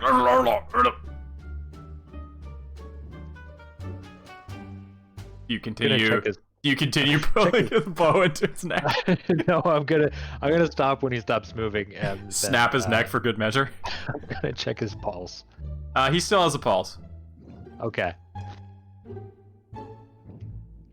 I take a bonus action to glare daggers at Falcor, even though I just did the same thing like 10 minutes ago. Falcor, your friend is very disappointed in you. Falcor's disappointed in Falcor. Falcor will pick himself up as best he can. Alright. I gotta BRB for a few minutes. How dare you? Why? Shiggy is going to follow his friends as sneakily as he can, and guidance himself before stealth checks. Can you make the stealth checks for me, Joel? I guess I'll play your character for you. Just for a few minutes. I'm sorry. Alright. Joel, I also got to go AFK for like another an hour and a half. Can you just play my character for me? Oh my god. That'd be really Gonna cool. be okay, champs. All right. I'll be back in a moment. I miss him already. It's really unprofessional. Alright. So yes, Falcor, you can pick yourself up. Yeah, I pick miss him myself up, already. and I will continue making our way to the back door here. Okay. Shiki is going to sprint up the stairs.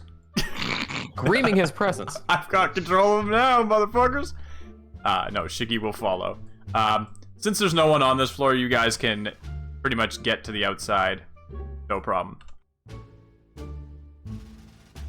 No problem.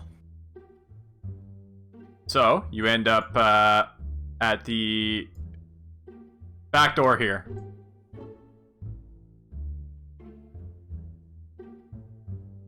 My hand axe anywhere around on the ground here? Yeah, you can find both of them. They're just laying on the ground. Got some snow on them, but otherwise still good. I collect them. All right.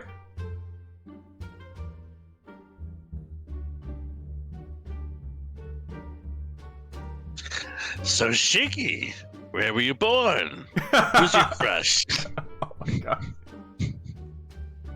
Shiggy just stares at you. He's unable to respond. He has the sickness. He must be purged. I step. We need to leave. Yes, We need to leave. Yeah, we need. you have this. You have the silver. Yes. Yeah, let's go back to the blacksmith. Okay. All right. So you guys come around the corner and you see a very knocked out guard. Is he still asleep? He's still knocked out. He's not sleeping. Okay. He's knocked out. Okay. Well, yeah. And he's It's a kind of sleep. He's tied up still with your rope. It's like sleep, but you need doctors after. Anyway, I get my rope back. Okay. Hey, Eldera, how's it going?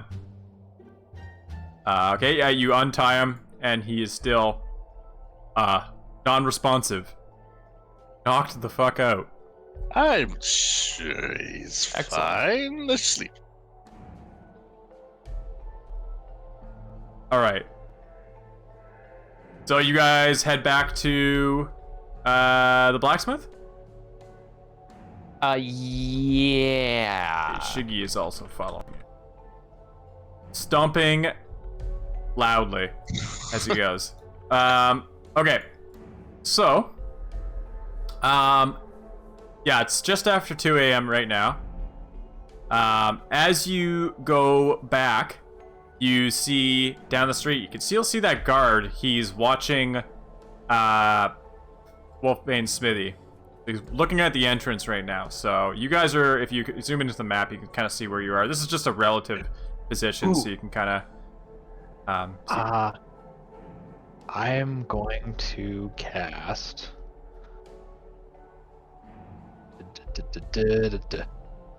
Fireball is a 9th level spell. I'm gonna cast Disguise Self and make myself look like the guard that we knocked out outside. Oh, nice. And I'm just gonna walk confidently up to this dude and say, "Yep, I'm here to relieve you. You can Oh my god. go on back to the. I'll take it from here. Head on. Just get out of here." Get the fuck out of here. Oh, hey, Jim. Oh man, I thought my relief was coming at dawn. I still got 4 hours left. You're welcome. Well, I mean, do I still get paid for the last 4 hours? Are you trying to take my shift? You trying to work overtime, huh? Tell him no. No, you're still getting paid. They just they're rotating. You should take the shift at the back door of the mayor's place, and I'll take this one, and it keeps the eyes sharp.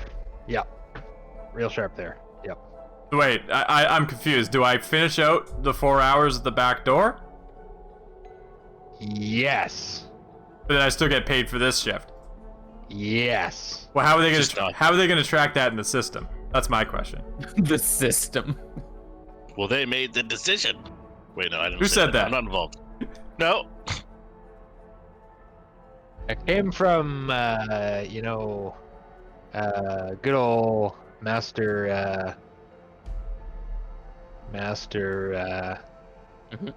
boss man himself. Oh, Anthony Silverstein.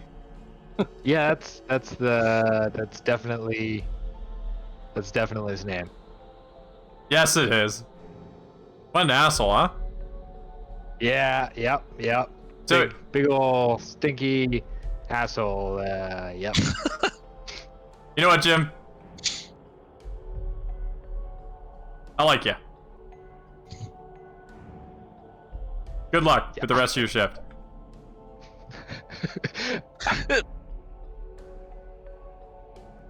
I love you too, guard number 4. That was guard number 5! Get him! He comes back. What did you call me? Alright, so Jim, I mean LR, is disguised. Oh, did the guard leave? Excellent. The guard is gone, yeah, he went to his new post. Okay, perfect. Yeah, let's continue At the going to back, the blacksmith. at the back of the town hall. Hopefully he doesn't go around the side with the knock the fuck out guard. Oh yeah, how hidden was that guard? Imagine if He's like- if that dude just wakes up and stumbles out of the bushes mid-shift. Yeah, if Jim wakes up and stumbles out of the bushes. I guess I'm Jim. Yeah. Anyway, what do you guys do now? Let's continue to the blacksmith. Okay. Into the well. You immediately freeze to death. Alright. You guys head into the smithy. You see Alaric near his forge. He has something in his hands. It looks to be some sort of glove, but with the familiar glint of silver on it. However, as you enter... Jesus Christ. Sorry. Wrong bot. As you enter, he looks up and sees you and quickly stashes the object into a metal-clad crate near him. Well, that was quick. How much silver did you manage to get? We just dump it all on in the on the table or somewhere convenient. Okay, so you guys dump like 60 pounds of silver plus the weapons and everything. Yeah. Well, this is much more than I hoped for. Excellent. I will get to work immediately. Oh my god. Still doing it. Fire music guy. Ah! What is happening? No boss battles here. How do you know? Say, did the guard see you come in?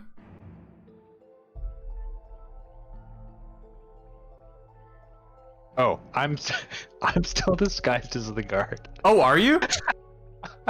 Say, less for an hour. I don't mean to doubt your abilities, but what the hell is happening here? Oh, Falcor looks over and says, "Oh, yes, he is. Eller has disguised himself. You're under arrest. You for Yeah, just fucking with you. being a man." This is no time for joking. You guys realize what kind of situation we have on our hands, don't you? Can I dismiss this spell? It doesn't actually. I think you can I think dismiss it. you can usually dismiss most self-cast things. Did the guard see you come in? I hope so. No, because they we didn't see any. No, I didn't We took care of the one that we passed by. You took care of him? Like, you knocked him out or killed him? Or No, we distracted him. We made him leave. Oh, okay. Or Eller did, rather. Well, excellent, because... So, he's gone for the rest of the night, then?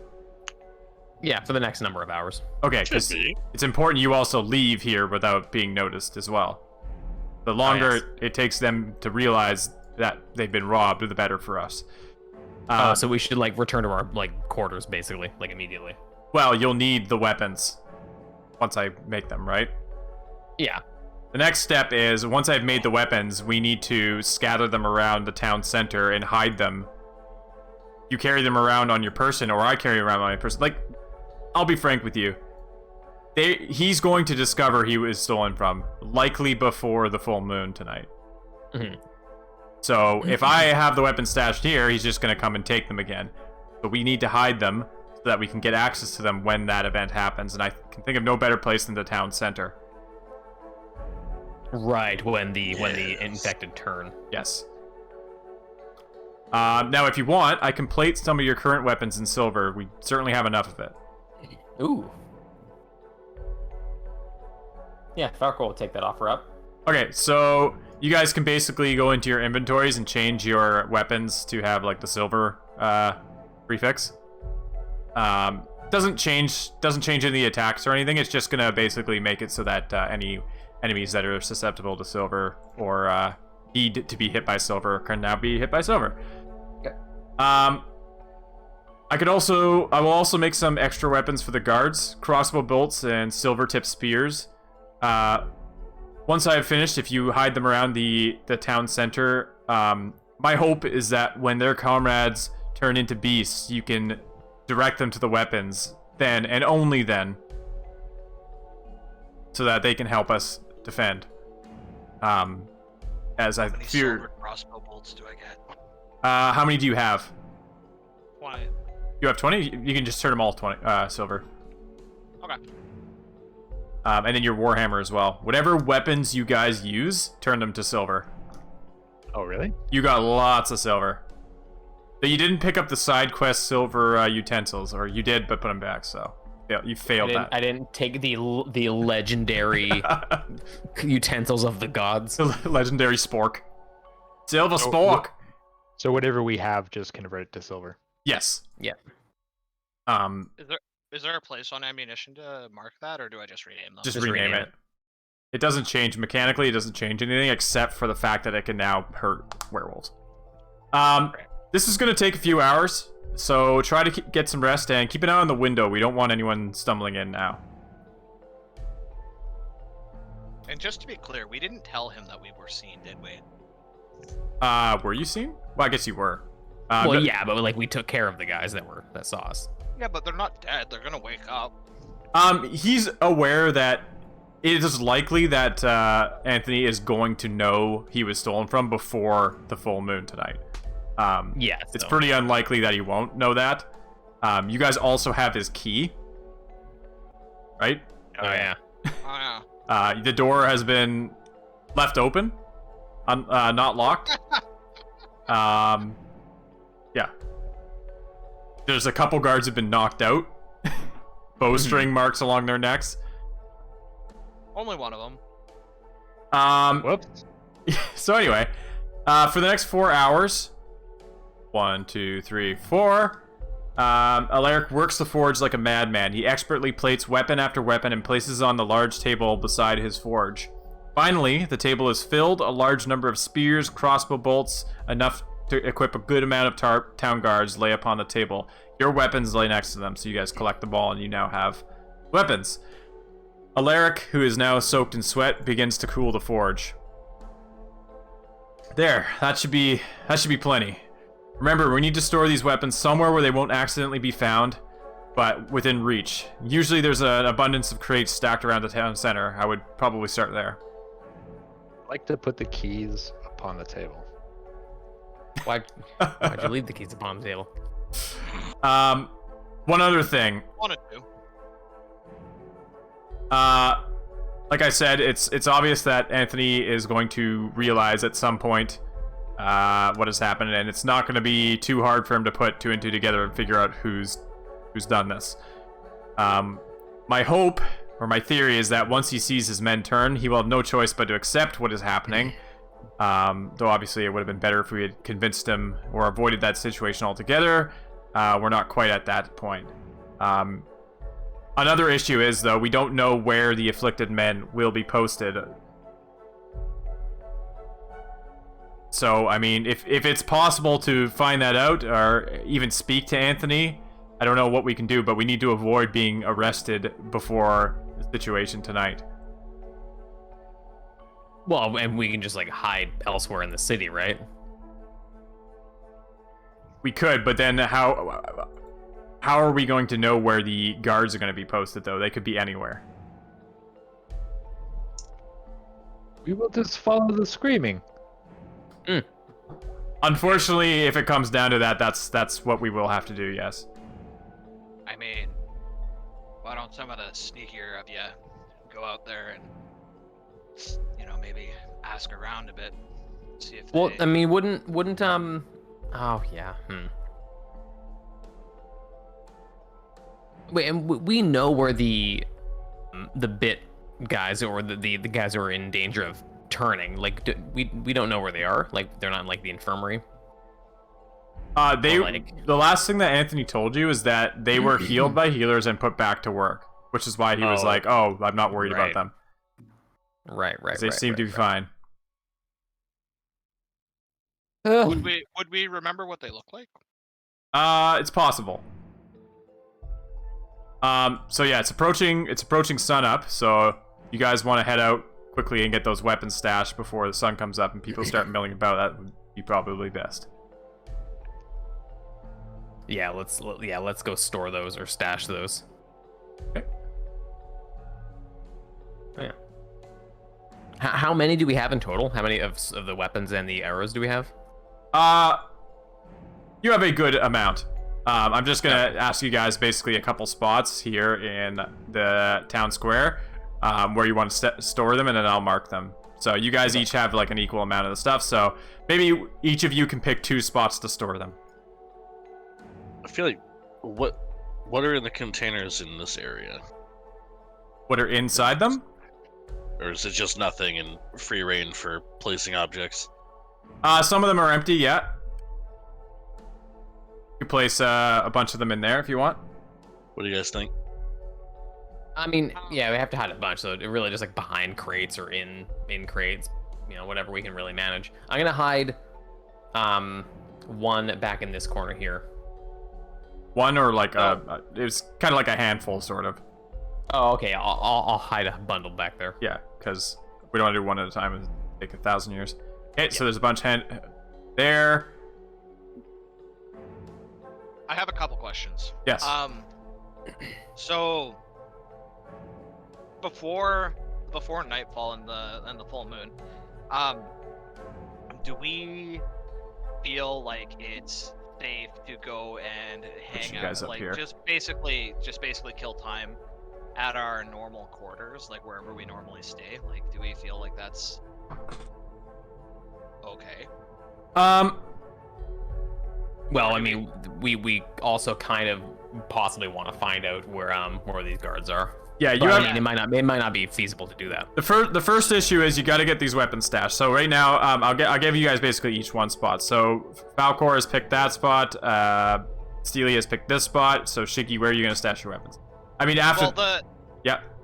The reason why I asked is we're likely to come into this area from wherever that is, and where Shiggy's gonna want to put his weapon. Your weapons with you. These are the guards' weapons, essentially. Oh. The extra silver ones. Oh. Yeah. Never mind. I thought we were stashing like our silver weapons. No, your weapons will be with you. These are the ones that when shit hits the fan, ideally you can be like, quick, there's silver weapons over there. Oh my god, who put all these silver weapons here? Alright, so in that case, yeah, if he's gonna stash them there, Shiggy's gonna stash some stuff down here. Okay, excellent. Okay. So, sun starts coming up, at which point you hear the sounds of marching feet. Are they happy feet? They are reasonably displeased feet. Oh. Moving into the street. I would like to teach them how to dance. So And the door to the town hall opens, which point Anthony and Sebastian come out. And obviously they see you all standing there. You four. This is a shame. I wish Hello. I wish to speak with you. And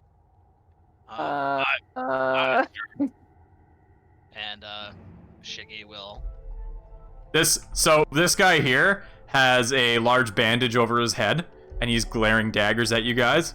And Oh, no. this guy here also has a large bandage over his head, but he's also got like a noticeable bowstring mark over his neck, and he's also glaring daggers at you guys.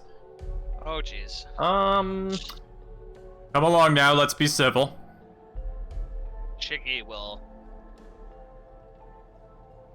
What seems to be the problem, sir? I think we need to have a meeting.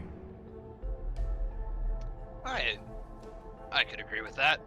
Seems reasonable.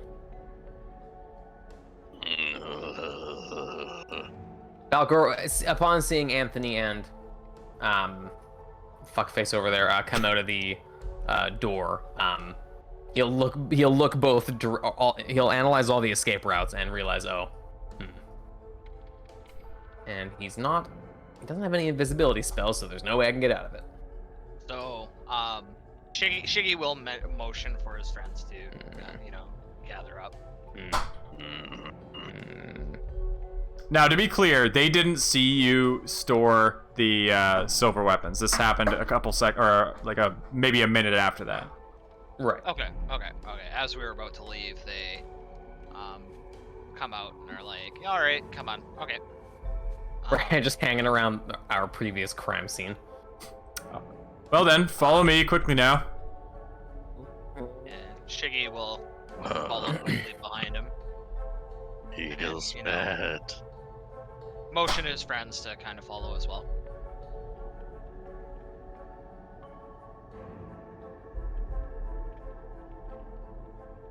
I guess I can turn on the lights a bit here. Turn on the lights, something like that. So he leads you to the room on the right here, opens the door, takes a seat at the end. Will follow, and he will kind of take a second to discern where he's going to sit before taking a seat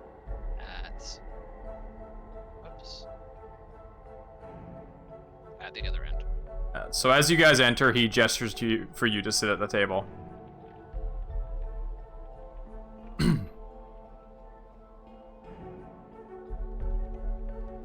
Oh, it's only him in the room. Okay, interesting. Ouch. So you're all are you all sitting? Yep. You're split. Steely is not sitting. He is between Falcor and Shiggy. He has his hands up on the table with just his little bag head peeking up over. And that's all he's doing. He's doing the slab squat. Yeah, that's what I was thinking. So he stares at you guys for a few seconds and then begins to speak. I regret to say, sometime this morning, thieves snuck in, robbed my silver storage, taking confiscated silver weapons and the raw silver that was stored there, and placed my silverware in that same storage. Do you four know anything about this? Shiggy will, at the mention of the silverware, he'll just kind of pull his head back a bit and scrunch his face like, what the fuck? And he'll kind of take a second. Why are you asking us about this? Why would we have anything to do with this? Oh, I'm just merely musing. I thought maybe you four would know something. Know maybe of some criminal elements in the city who would have done such a thing. Well, you said all they took was silver? Yes. Strange, don't you think? I think that's mighty strange. But who would be crazy enough to break into this this particular building? Just you'd have to be pretty pretty hell bent on Pretty handsome. failure and pretty handsome. And you said they left silverware? Yes, they seem to have snuck into my personal study, stolen my priceless silverware, and then left it in the silver storage as some sort of twisted calling card. Calling? Well, I mean, it kind of says to me that they weren't after valuables if they left your priceless silverware after finding more silver. It seems more like they'd be after silver. He stares at you guys for a while. There's an expression on his face of just like, I am a rationalist. I know that the thieves, and the way he says it, you're like, yeah, he definitely knows who he's talking about. I know the thieves will have likely hidden the stolen silver by now, so there is very little point in searching them. Whoever stole the silver obviously believes, I think, in the Curse of Iceheart. Believes in it enough that they would commit a very, very serious crime. Aye. That seems to be the case, sir. He kind of gets up from the chair and walks over to the corner of the room. Look around you. What do you see? I don't mean in this room, I mean around this town, Chillwater. It's a small, dreary little town. Cold. Shiggy, Shiggy kind of thinks for a minute, and there's windows in this room. There are no windows. Oh, there is one. Sorry, yeah, right here. It looks out into the town center. All right, Shiggy kind of will have a hand on his on the table and kind of leaning on it a little bit, and he'll look out the window for a moment, and then he says, "I see my home, sir, and I see a place that I would do anything to defend, or anything that I felt was right to keep this place safe." He at that he kind of gives you a look. I'll tell you what I see. I see forests, cliffs, mountains, ice, farming land that is only good for a couple months a year. The silver from that mine is the lifeblood of this town. I know what people say about my family, but we have kept this place alive for generations. I tell you this. Yep, go ahead. No, go ahead. I was gonna say, sir, might I make a suggestion? Yes? Maybe it's a full moon tonight, is it not? It is, yes. And these would-be thieves seem very clearly to believe the curse of, what was it called again? Iceheart. The curse of Iceheart. And with that means that, if I remember correctly, lycanthropy shows itself at the full moon, does it not? This, if the legends are to be believed, is true. So, it seems likely they are preparing to defend tonight if anything was to go awry.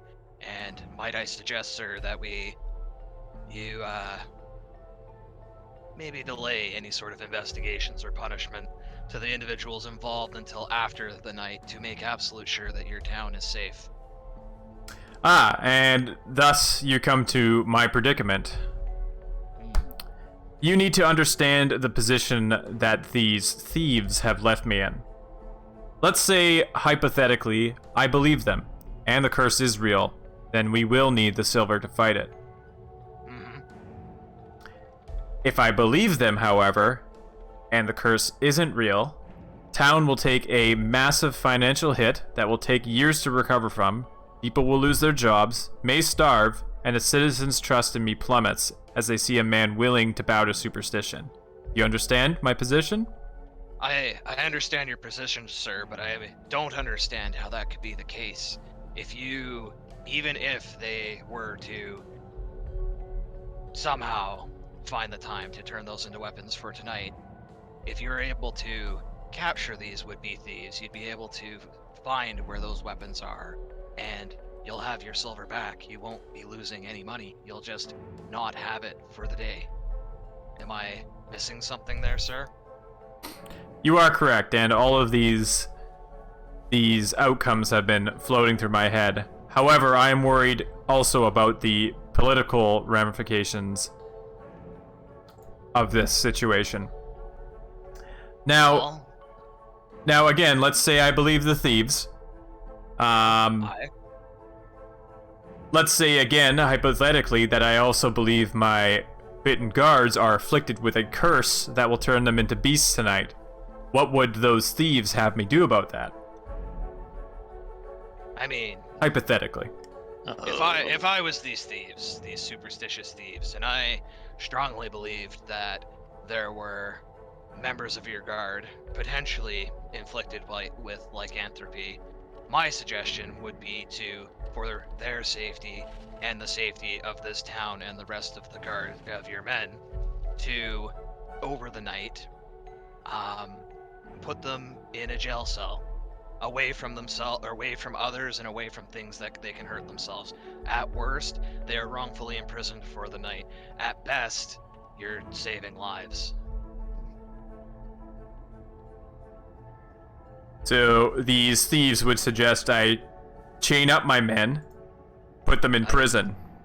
I didn't say chained, I said just put them in a jail cell. Metaphorically chained. Chains would help. In that case, I... And further digging myself into the hole that if I'm wrong, or even if I'm right, I'll be known as the man who chained up my own men based on superstition. If you are right, you will be known as the man who did the right thing to save this town and its people. If you're wrong, you can do what you want with these would-be thieves, I would imagine, and use them as an example of what happens when you use whatever means you can come up with to bamboozle those that might keep the town safe. Bamboozle. Was Anthony in the square? He was there when we fought the thing, right? Yes, he was. Yes. But, I mean, we were all there in that town square. We all saw what transpired there. Yes. Do you really want to run the risk of having this entire town and yourself possibly be slain because believing in the truth is more inconvenient than the lie you're hoping is right? Chiggy's slowly turning into Al Gore. You know what you saw. Anthony, with that silent for a long time, he kind of walks to the window and stares out it. There is another possibility. A middle ground. One that may be able to satisfy multiple needs at once. As I've been broken into, an investigation will need to be conducted. I have my men already searching already cordoning off the area around the town center in order to find these would-be thieves. As such, there are no civilians permitted inside.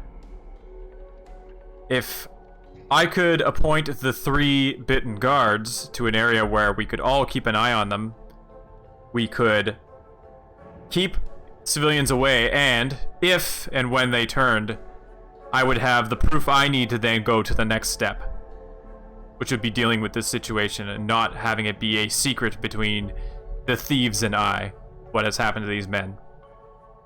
It may spread panic, but at least then my actions will be justified in the eyes of the people.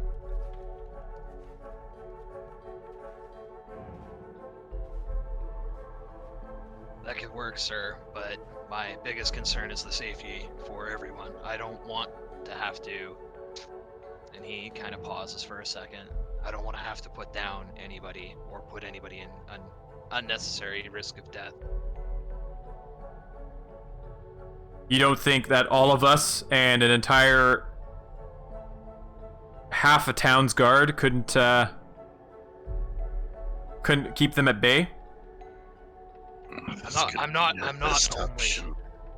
only worried about the I'm not only worried about us, sir. I'm worried about them. When the full moon falls, they will transform back into men, and I'd prefer them to be living men when that happens.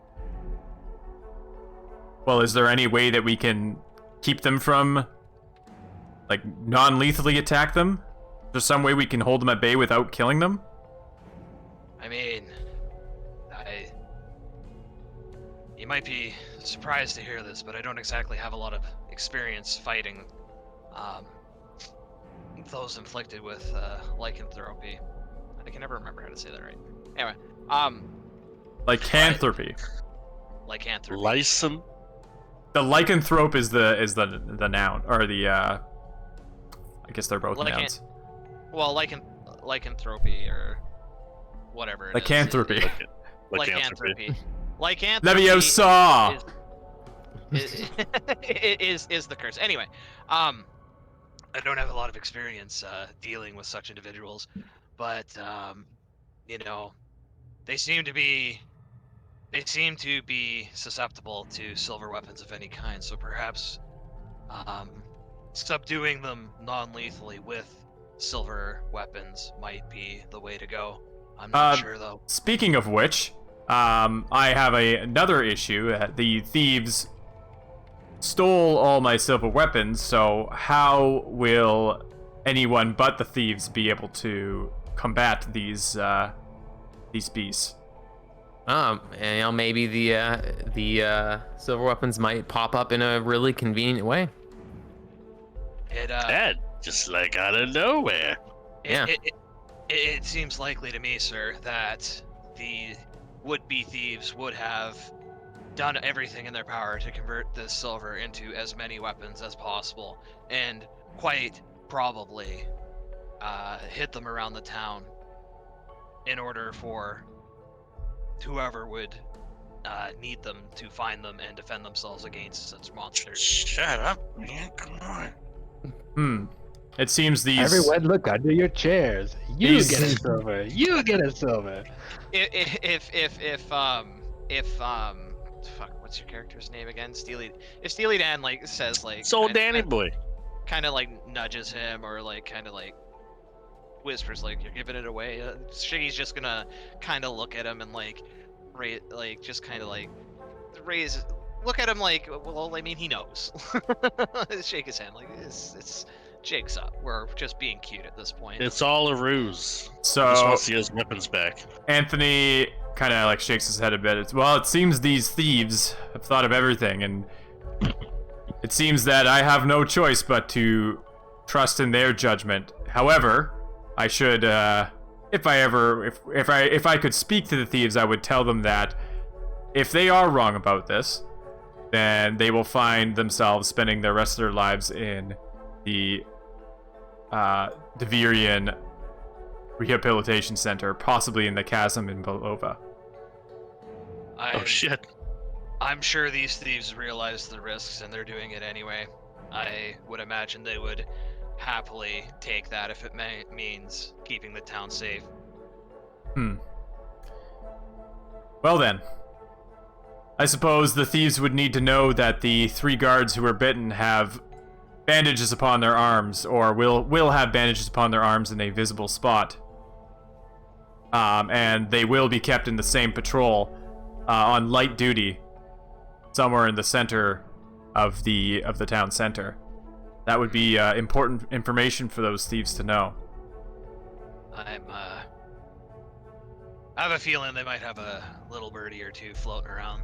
They'll probably come across that information. I don't know how, but... And you 4. I changed the subject slightly. It is obvious to me that you are capable fighters. And I will need, since you are still in the employ of the town guard, I will need you on standby to help deal with this situation, and hopefully the thieves' silver weapons will fall into your hands so you can help defend us. That would be really handy. You can just stairs. You will, of course, be waiting under guard in the waiting room of the company headquarters here until the evening tonight, at which point you will be escorted to the town square where we shall deal with whatever comes. Aye, sir. We thank you. Oh, who'd we lose? Oh, oh. I feel it. It's fine. Aye, sir. We thank you, and believe me, your town will thank you. I pray you're wrong, but There's no but. Just I pray you're wrong. I pray you're wrong. He stands up from the table. You may leave. I've learned all I need to know.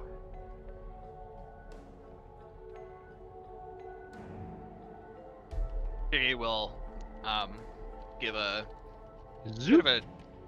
bit of a like mostly head nod, but a bit of a bow, and he'll stand, do that, and then he'll leave. As you're leaving, he calls out, "Wait. If you are right, do the afflicted men will they survive?" Nope. Zip. we don't know. Is there a way to help them? From what I know, sir, it does seem to be a curable affliction, but it requires somebody skilled in removing curses, as it is a curse. We don't have anybody in the town who seems to be skilled enough to do that, but if we are able to find somebody, perhaps send for somebody, I believe removing the curse is, according to legend, supposed to be possible. As far as I know, as long as they are not killed, well, they are in their wolf-like state, they will revert back to men by the end of the night, assuming legends are to be believed. Perhaps I will send out to Bulova to see if they can send some of their clerics from the temple up here, but it will be a few days till they arrive. A few days till the message gets there, and another few till they arrive. Obviously not in time to stop this transformation, but maybe in time to stop the next, assuming, hopefully, they survive. Aye, that would be the hope. Excellent. Well, I have much planning to do. He goes back to, brings out his ledger and starts opening it on the table. As you guys or Steely, you're in front of the door there. 2 guards come in and kind of block you from leaving.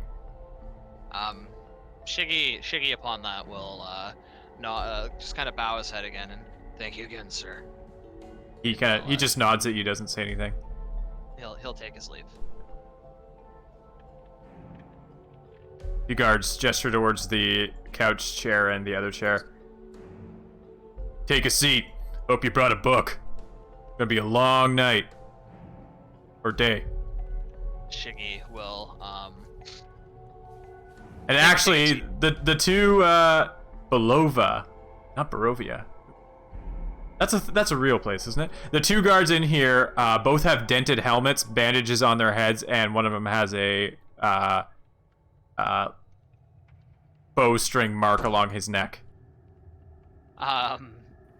Shiggy will kind of take a he'll take a seat in this chair here, and then he'll pull out his flask and take a swig of it, and then upon noticing the dented helms and bowstring, he'll kind of have an apologetic look on his face and hold out his flask as if to offer the guards some. This guy starts to kind of go towards the flask, and his buddy kind of grabs him like, "No, you're supposed to be angry at them." Shiggy will kind of get up again and be like, lads, whoever did that to you, I'm sure they're sit the fuck back down. Sit the fuck back down. Plenty. He'll upon that he'll as you approach them, they do actually get a little bit tense, and they kind of reach for their weapons because you Okay. He'll walk until that happens, towards them, and then he'll be like, he'll take another swig from his flask and kind of motion like he's gonna underhand toss it to them, and just be like, I'm sure whoever did that to you had plenty of reason and is ungodly sorry for what they had to do. Hey, What happens? You. Not going upstairs, you hear? Do either of them like respond like they will try and catch the flask from him if he like kind of passes it to them? This guy looks to his buddy, and his buddy finally nods and kind of holds his hand out. All right, Shiggy does indeed underhand toss it to him. What is in your flask? Poison? Pure poison that only cleric can't be poisoned by. Yeah. You trained yourself drinking small amounts each day. Inconceivable! What is it that dwarves are known for drinking? Just ale? Really? The strong whole, ale? the whole thing. Beer. Yeah, just a lot. So they're known for drinking a lot. So Shiggy and his long line of Shiggies, they are known for worshiping the god of what was it? Hold on, let me. Partying. He's basically the dwarven god of partying.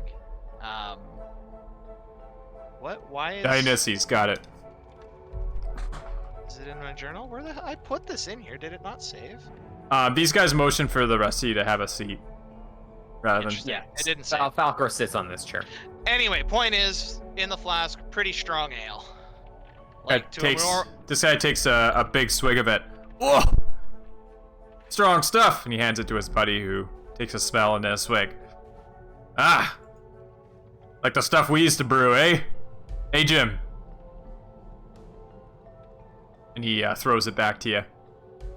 Shiggy will catch it, take another swig, and place it in his pocket or wherever he holds it. Alright. So, at this point, you guys can get a long rest. Because you're basically... You're gonna be sitting here till...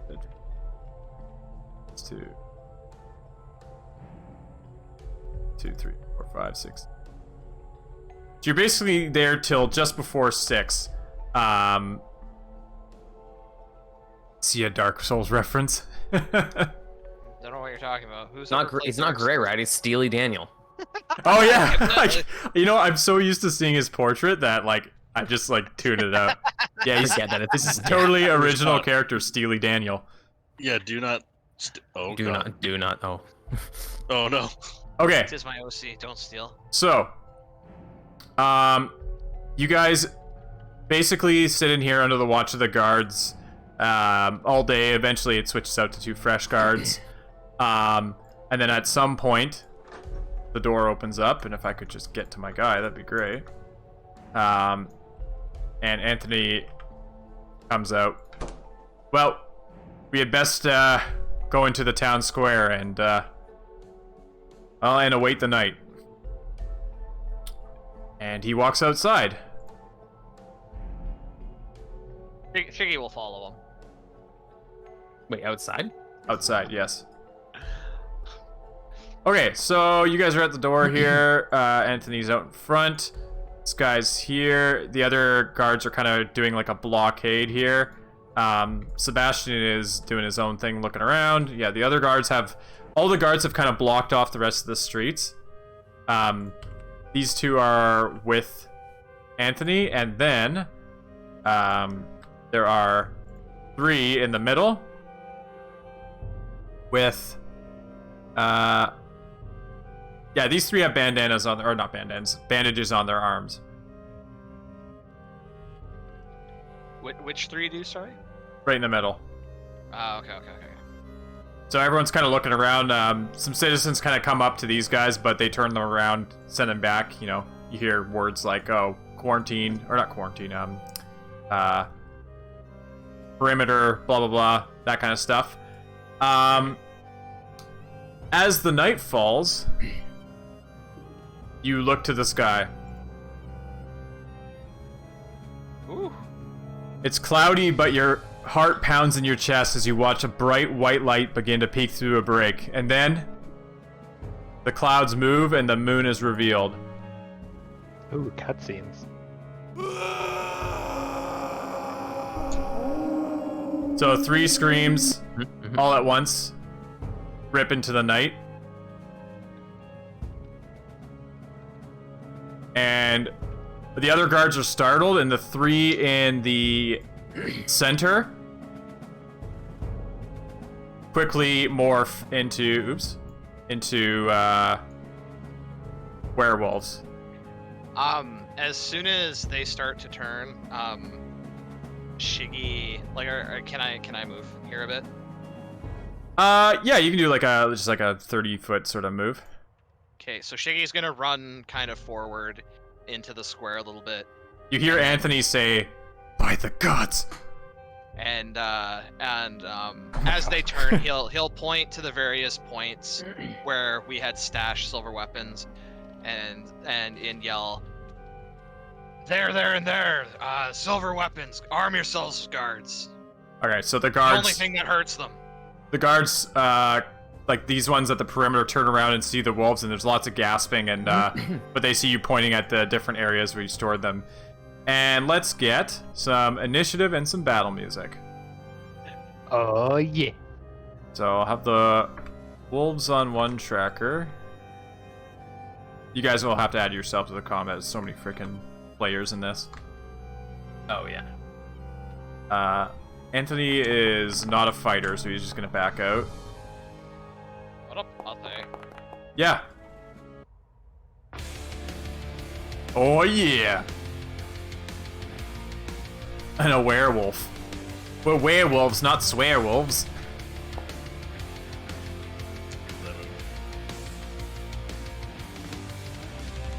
If you have not seen What We Do in the Shadows, you should see it. I've been meaning to watch that for. Oh, so good. It's really good. It's incredible. I've heard some good shit about it. This is our first real combat all session. Yeah. the guards don't count. What, that 2-3 rounds of beating the shit out of a couple of guards doesn't count? I can't believe it's fucking. Alright, is everybody in? Looks like everybody's in. We got the guards. Anthony doesn't need to be controlled. Sebastian will be. Guards, werewolves. Okay, I think we're good. Guards. Nearly 3 hours for a pee. How fucking boring. So these three run up to these crates here and arm themselves with silver spears and silver bolts for their crossbows. Yes. These three do the same.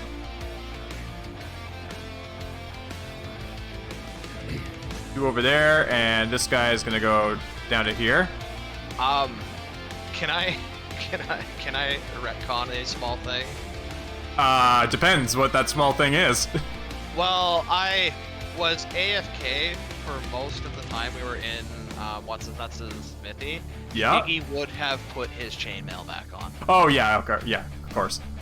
No, he stood there, drool flopping out of his mouth. Ugh. He just had an aneurysm for that entire part. Okay. So, you chance to look over at Anthony, and he's just like, "By the gods!" And he's kind of like leaning against these crates. He's clearly not a fighter. And so the guards use their turn to grab those weapons and equip themselves. Falcor, you're up. These three men are now fully werewolfed, and they are drool dripping from their mouths, eyes glowing bright yellow, breath coming out in ragged clouds, and they are turning to each different group of guards and you and looking at you with hunger. Okay, I'm going to... Oh, sorry, we did take a long rest, right? I didn't actually do that. You did during the... Okay, doing that now. Okay, I'm going to cast Entangle. Oh. Yeah. So, I need a 20-foot square. You can put down one, right? Yes. Let me... Oh, nice. Okay, perfect. And it's 90-foot range, so I can do it basically anywhere. Bip. Nice. All right. Alright. So grasping weeds and vines sprout from the ground in that range. So that's... Do you... Okay, you need to have, like, plants where you do that, though, right?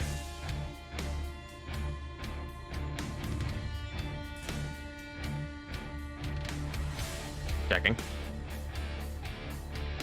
Oh, never mind. Oh, am I thinking of Pathfinder?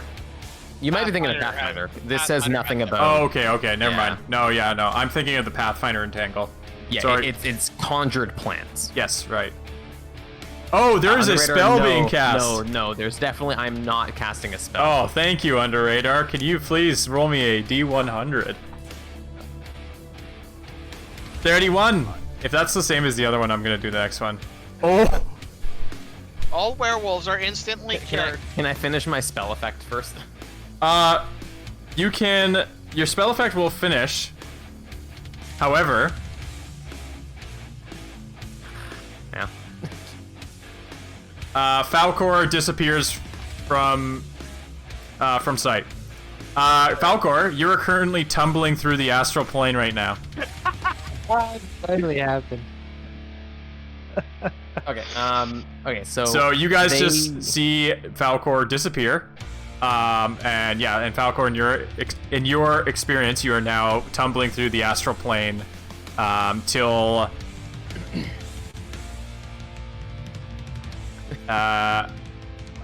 until the end of your next turn. Got the corn treatment. Okay. There it is. So, Okay, creature, so when you cast a spell, okay, they all need to do strength saving throws. Yeah, I was. Yeah. Okay. Good thing werewolves are notoriously bad at strength. So bad. Right? Okay, I'll go. What was in that flask? Don't worry about it. That's probably a fail. The DC. Oh man. Well, what is it going against? It's going against Your spell save DC. Okay, so the first two fail. Yeah. So these two are entangled, which I can use. This, I guess. They're restrained until the spell ends. Oh, sorry, restrained. Okay, so creature restrained by the plants can use its action to make a strength check against spell save DC. On a success, it frees itself from the so on its turn, they can do that. And it lasts a minute. But you are now more than 90 feet away from it, so it automatically disappears. Are you serious? No, I'm kidding. Oh. So this guy is, yeah, because you're literally in a different plane. This guy, I mean, technically rules as written, your concentration would likely be broken, but... This guy here is not restrained. Steely. Your friend has disappeared.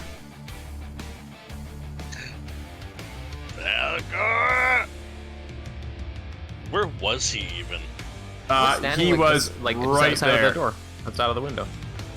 You felt his firm but gentle grasp on the small of your back only but moments before. Aw. Well, he's dead. So... Well, you know, yeah. I like how none of us like question the fact that just these random things are happening. Yeah, magic's weird. Magic's weird, yeah. weird. Magic's fucked. Sometimes you get banished to the... Oh yeah, I gotta add my +1s and whatnot. You might need them. I just want to rush. I feel like I don't want to rush. No, Steely is going to first... Logan, when you get a sec, do you want to look up the restrained condition and just see what it does? It's going to move 30 feet there.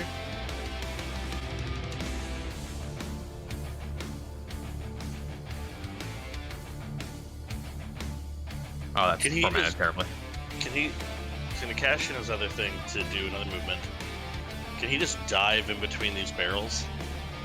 Sure.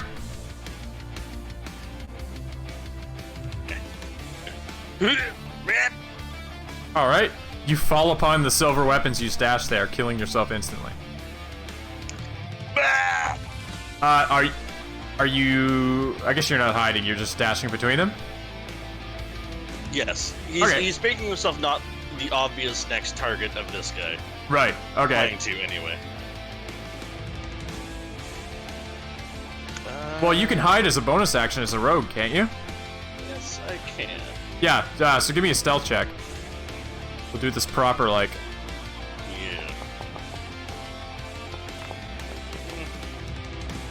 Yeah. Yeah, he was tracking you for a bit, but then you just disappear from sight and he looks away. Searching for a different target.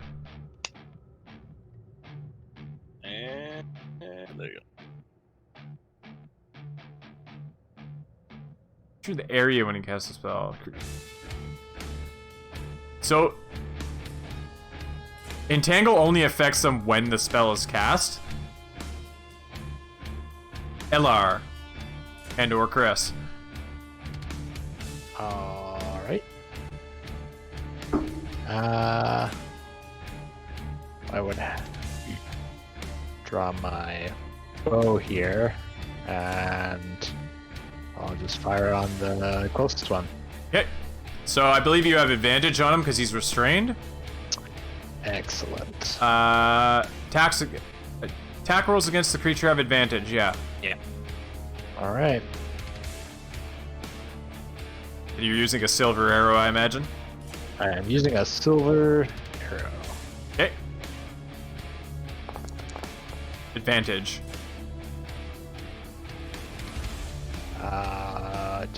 Do you still want me to roll it, I Yeah. guess? It could be a crit. All right. Yeah. Okay, I'm taking the 12. No, I'm kidding. Okay, so 27 hits, roll your damage. Oh, damn, that's not bad at all. So it does full damage. You can see the werewolf is very much affected by that. And because you hit him with silver, let's do some sort of symbol. Let's do that symbol there. That means they've been struck by symbol. That still symbol by silver. That little health thing pointing down.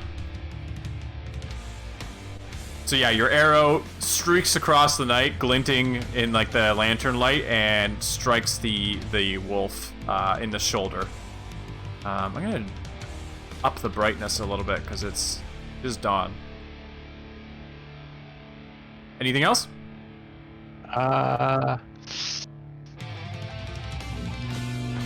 Yeah, actually, as a bonus action, I will give Shiggy Bardic Inspiration. All right. Jiggy, you have Bardic Inspiration.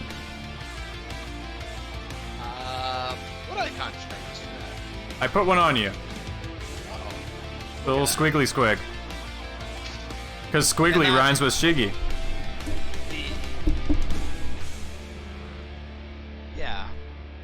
Anything else, Chris? Nope. I'll end my turn there. All right, Shiggy. All right. Jig it up. So, Bardic Inspiration is for like attack rolls and shit, right? You can use it for a couple of things. You can use it for attack rolls, ability checks, or saving throws, and it's a D6. And once you use it, it's gone. Okay. Shiggy will.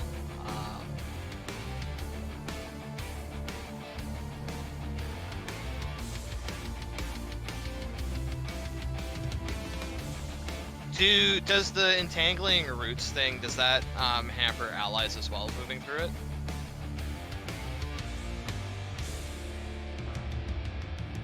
Yeah, No, Entangle is difficult terrain.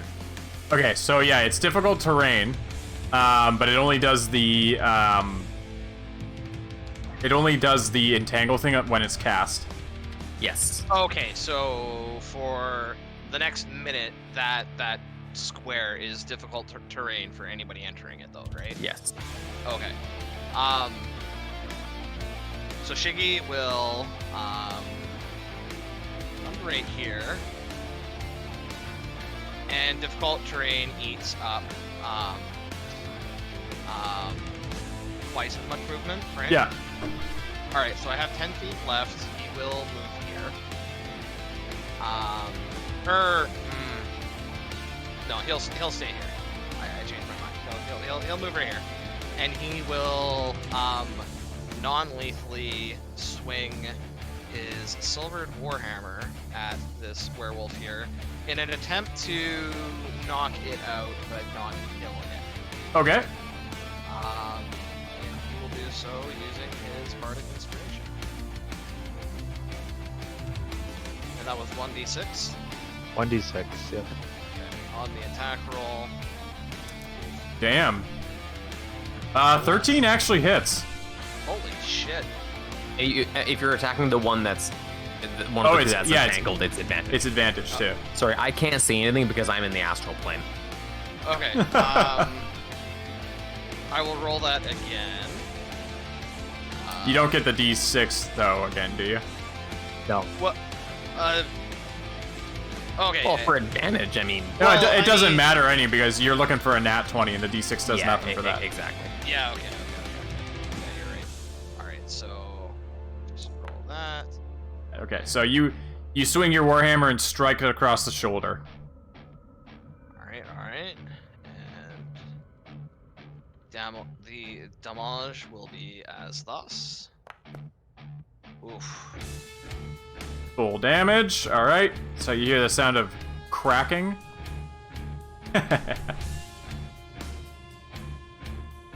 Anything else?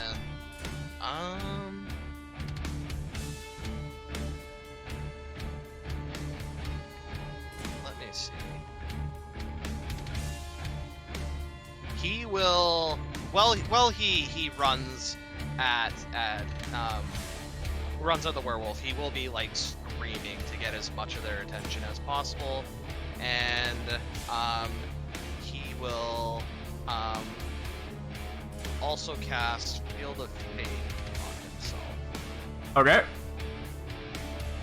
Is that a bonus action? Yes, it can be cast as a bonus action. Damn. So he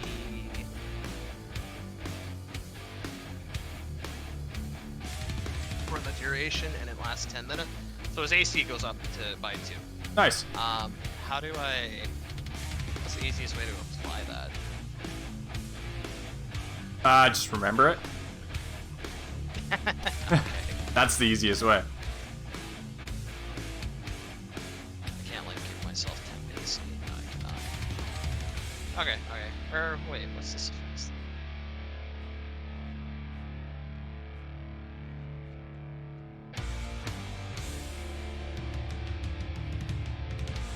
What?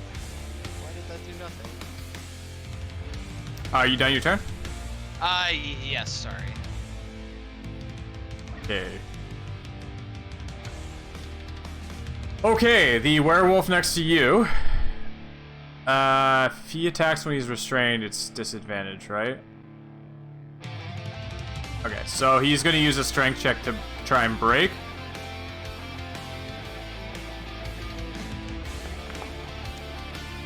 Okay, so he is out of that, out of the entanglement, but that was his action. The one on his right is gonna do the same. Also out, except this one is going to move here, and this one is going to move here, and it's going to unleash Heck upon Shiggy. So it's going to claw you with advantage because it's flanking. Wow! And then it's going to try to bite you with advantage. 23? 23 will hit. Okay, I need you to make a Constitution saving throw. And you take 8 damage. Okay, just give me a second.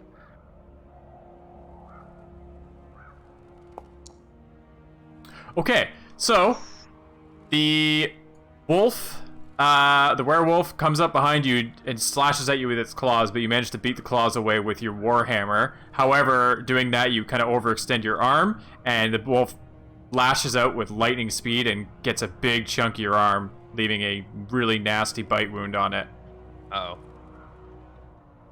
Okay, and he took 8 damage from that, yeah? Yeah, you took 8 damage. Okay. Okay. Sebastian is going to grab a... What's he going to grab from there? He's got a crossbow. He's going to grab a handful of crossbow bolts and start loading them up into his weapon. And he stands here. Okay, so the guards I'm gonna kind of attack as like one unit. So like these 3 will be one unit. The other 3 I know will just like multiply their damage essentially. So I don't have to deal with like a billion attacks. So it's gonna be 4, let's say 4 crossbow shots on 2 on this guy and 2 on the top guy. That's a hit. That's a hit. It's a crit. And a miss. Okay, so bottom guy takes...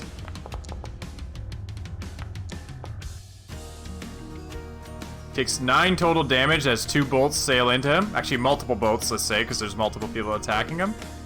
And because they're silvered bolts, that affects him that way. And then the top guy is going to take a critical hit of 8 damage of silver bolts. Now all 3 have been struck by silver weapons. So yeah, what happened is these guards, all at once, like dozens of bolts came out and struck these werewolves at once. Falcor, you are still hurtling through outer space. But then, at the very end of your turn, you pop back into existence. Steely, you're hiding behind crates.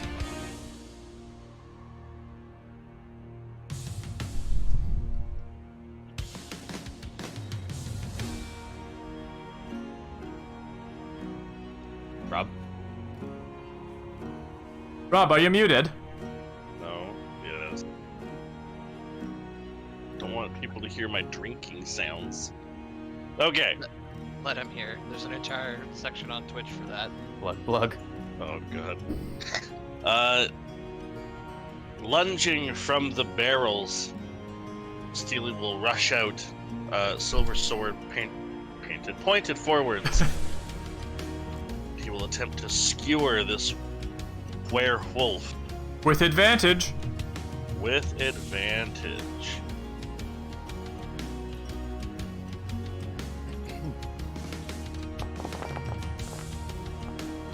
$14 will hit. Okay. So then he was going a damage and a damage. So we've got a 9 and a 3.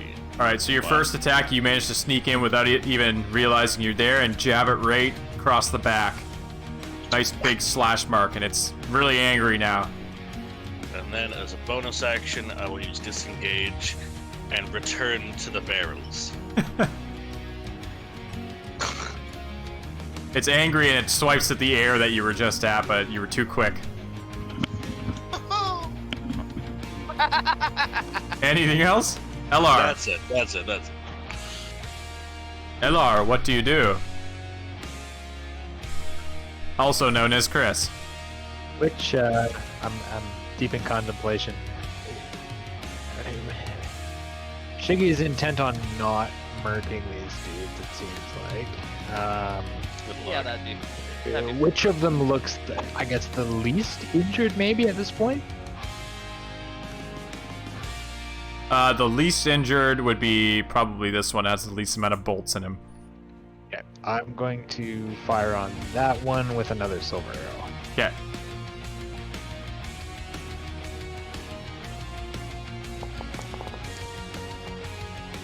That's a hit. Alright. Alright, so the arrow again streams across and strikes this one in the left shoulder. It staggers as the silver cuts into it. Glares your way. Yeah, boy.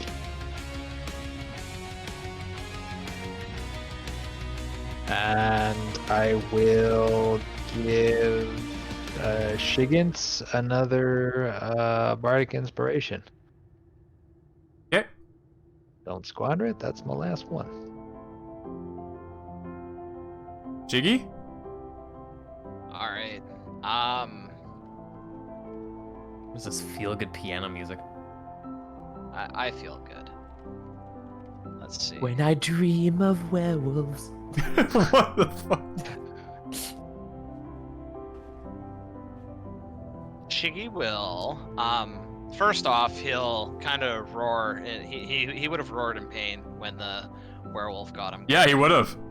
And he's going to use Healing Word as a bonus action to heal himself. All right.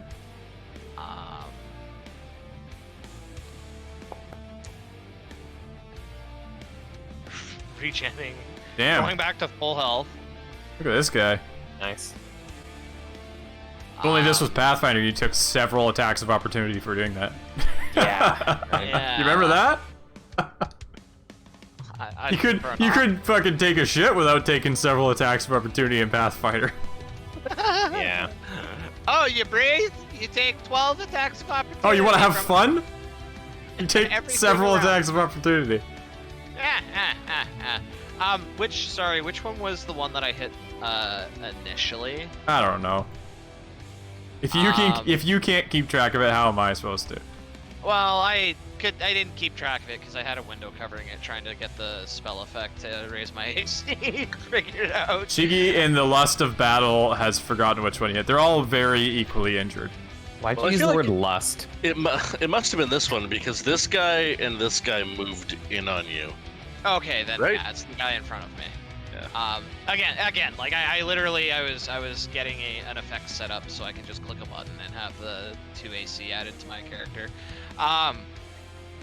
So with that in mind, he is gonna focus the one that he had already been attacking, Okay. which appears to be the one in front of him. He will use his bardic inspiration and swing at the werewolf in front of him.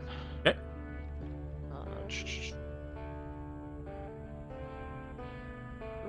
D6.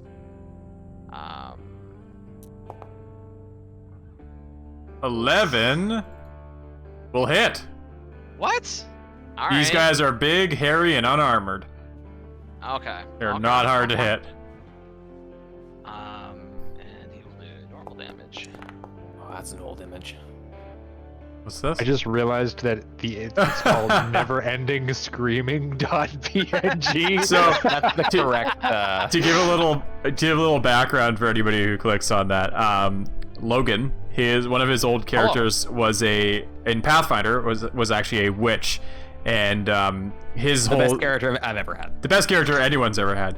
And he used to summon animals and like use them basically to test if there were traps or whatever. At one point, Test Joel's patience. yeah, basically there was one point where you were hopping through like the void, and you're like, oh, I don't know if I can make this jump or something like that, and you sent a rhino to go make the jump for you, and it like fell into the void. Yeah. And the joke is that it's still there. And often when you guys get transported to the astral plane, there's a rhino. Another notable one was the elephant that you sent through the laser grid to try and find out where lasers were, because there was like invisible lasers cutting through things. Yeah. And you sent an elephant through first to like see where it got cut as it got cut to pieces. And then there was Just also hid the behind. Then there was also the one time where we were in like a cage and I summoned probably some sort of huge dinosaur or some shit, like 40 feet in the air, and it had to drop on the cage to free us. Yes. Max summoning distance above the cage. Yeah, so probably like 120 feet or something. Volcrum was very fucked. Okay, okay, so He does werewolves. 7 damage to the one in front of him, and then he passes his turn. Sorry. Non-lethal damage. Non-lethal. All damage. right. So you strike him with the front of your warhammer, kind of right in the solar plexus, and you hear some cracking, and it staggers back, but it goes right back into the fight, and it's going to start swinging at you with its claws. 15. 15 does not hit. You 4 manage does to not. block the claws. Are you using a shield? Yeah, I am. You push the claws out of the way with the shield, and as the bite comes in, you manage to step back just in time as he bites the air. The one below you is going to claw, but with advantage. Uh-oh. Nope. 19? No. Wow.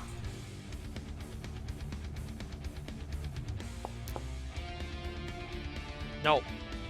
One above you, same thing. So yeah, you You're surrounded by wolves. You managed to block the next 2 attacks somehow. No. And the next was that a claw? This is gonna be a bite. 23. 23 will hit. Okay. What is your AC, by the way? 20. Oh my god. That's absurdly high for 5e. Yep. Okay, so the one up above you, oh my god. Managed to, through the flurry of blows assaulting Shiggy, the one above managed to just scrape your arm with his teeth. Leaving a pretty deep scratch, but nothing too crazy. Nothing you can't handle. Do I need to make another Constitution save? No, you've already failed. Oh, okay. Okay. Sebastian levels his crossbow and fires at the one here, striking it in the back. You see a bolt stick out the back of it, dealing 10 damage. Not bad. This one's not looking pretty damaged. Guards, we're gonna have 4 more attacks of 2 on the top, 2 on the bottom again.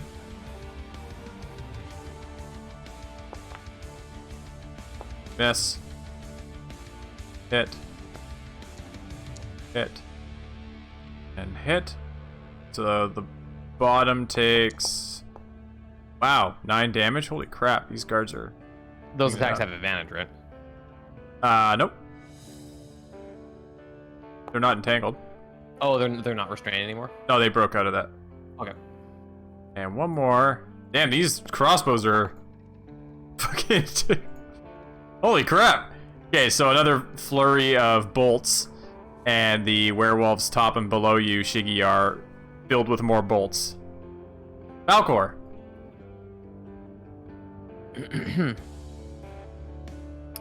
Falcor.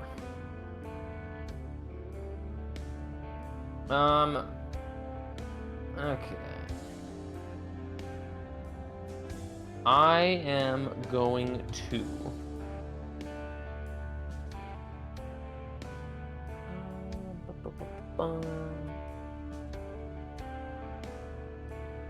Oh, that doesn't do what I thought it did. Okay, never mind. I'm gonna try to stay away from these guys. I don't really want to get near. I'm gonna move a little bit. I'm gonna use Thorn Whip, the cantrip I have.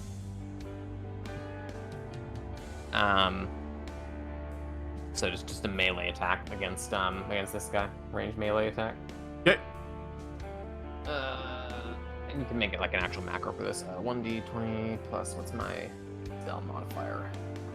5. Oops. Add a 5 to that. Well, it doesn't matter. 8. So your whip comes out, but the werewolf slashes it with his claws and the end falls off. That's unfortunate. 'Tis. Can I do else things? Else no, not really. things. No, I will, I will, Falcor curses in Druidic and then, passes his turn. Okay. Steely. Steely emerge from the boxes. Okay, so Shiggy is trying to do this non-lethally. He is doing his best to, yes. As he's being mauled by wolfmen. Yes. Shiggy is a devout dwarf. He cherishes all life, even those of werewolves trying to rip him apart. He's pretty well holding his own, though. Oh yeah, Doing no. alright. Well, Steely also cares about life, but it's mostly just Shiggy's, so he's gonna come in here, and we're gonna do another stabberoni. Okay, with advantage. Non-lethally, right? No. Oh.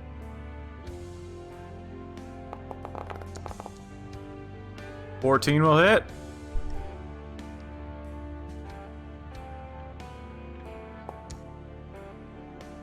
And 6. Oh, damn. So this one's not looking too good. You slashed him across the back, this time pretty deeply.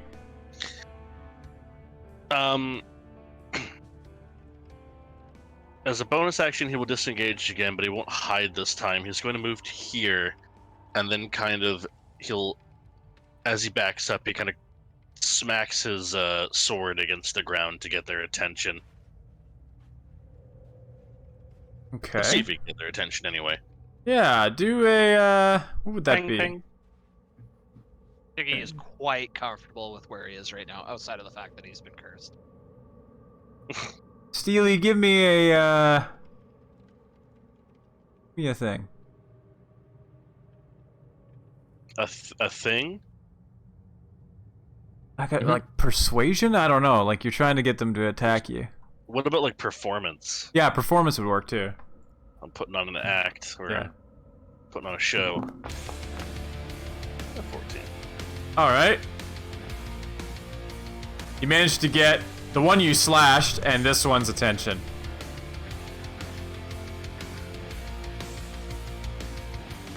They see the silver in their hand and in your hand, and their eyes go wide.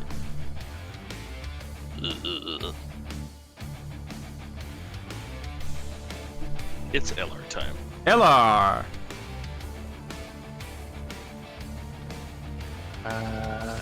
So these guys are starting to look not great, it sounds like? Yeah, this guy's pretty damaged. This guy is howling in pain. This guy's about the same as the first. Okay, I will drop my bow and use an action to don my shield.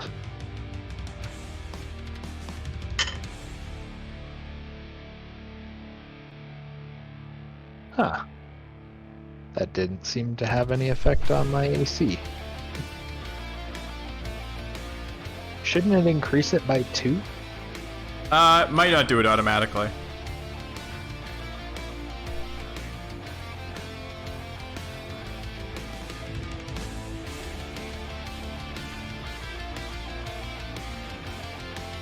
Yeah, I guess it doesn't. Okay, I'll just have to remember that, I guess. Oh, I can't override it though. Huh. Oh well. I now have a shield. And I will move to here.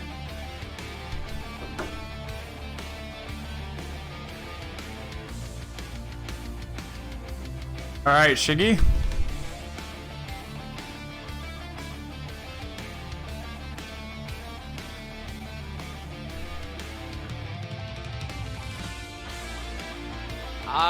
Alright, so he will take notice to Steely Dan coming up and getting the one below him real good.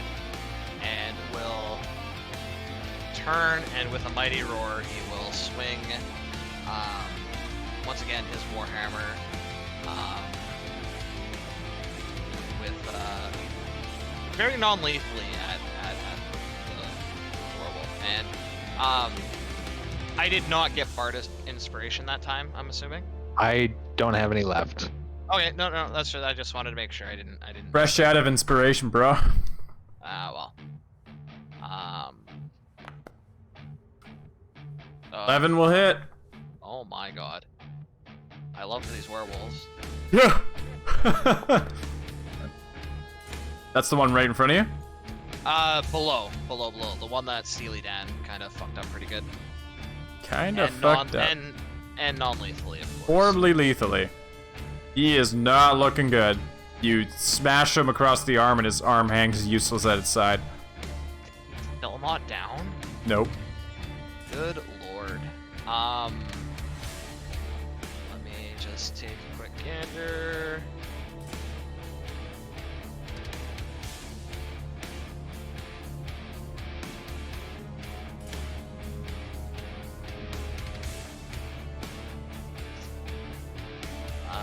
Yeah, I'll end my turn. Okay. Yeah. I'll end my turn. Okay, so the one above you is going to slash at you. With advantage. Due to flanking. No. Oh my god. He's going to bite at you with advantage due to flanking. That's all they can do to hit you is advantage. There we go. Oh, no. Now we're talking. 11 damage. Jiggy. He swipes it and manages to get a big bite on your shoulder. It is very, very painful. Shiggy howls in pain. This one is going to run over here. No. Which could provoke an attack of opportunity from Shiggy. Do I have attacks of opportunity? If I have an attack of opportunity, he's gonna take it. Yeah, you have a reaction, right? Yeah. All right. Yeah. Okay. All right. Okay. I'll leave him here in case you do manage to take him out. I assume you want to do this non-lethally. Non-lethally, of course. That's a hit.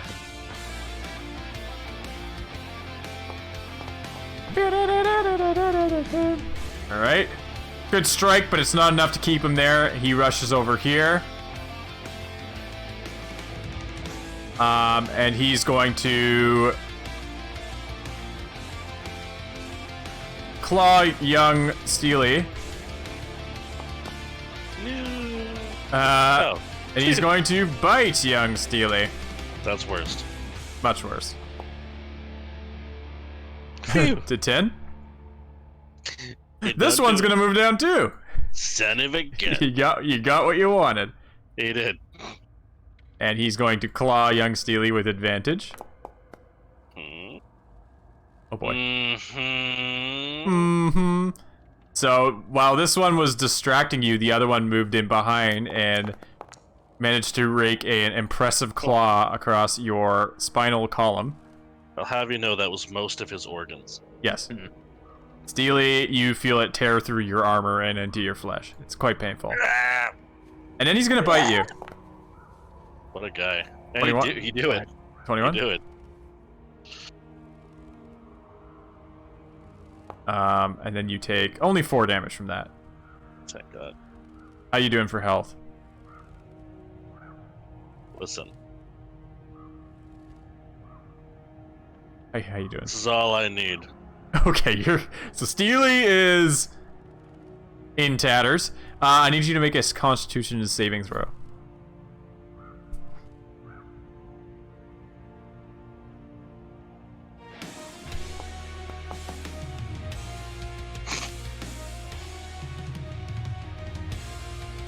Okay. I have a sneaking suspicion we're gonna be making a journey to Belova. Sebastian is going to fire at this one.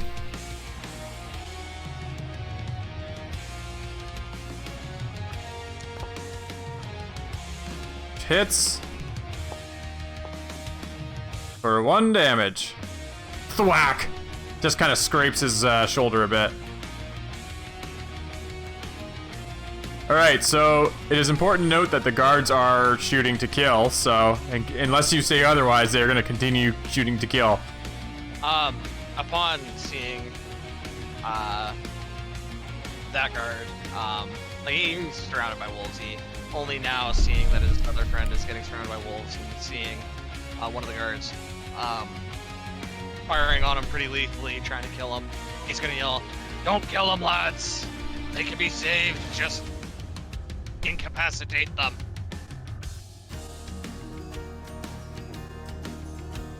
This one is gonna rush up and with his spear trying to like clonk him across the back of the head.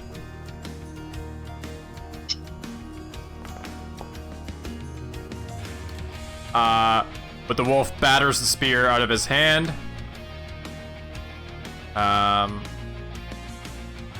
This guy's gonna try and do the same. Oh damn. Non-lethally. Smacks him on the back of the head.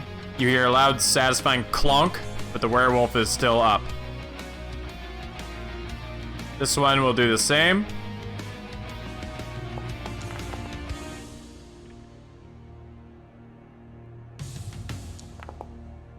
Clonks the werewolf with the butt of the spear. This one's looking a bit unsteady now. And the rest are still kind of holding their crossbows up and just kind of waiting. Falcor.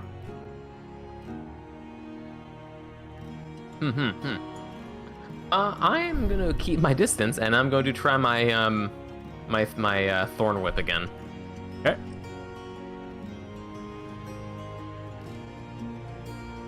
We'll give this another goo.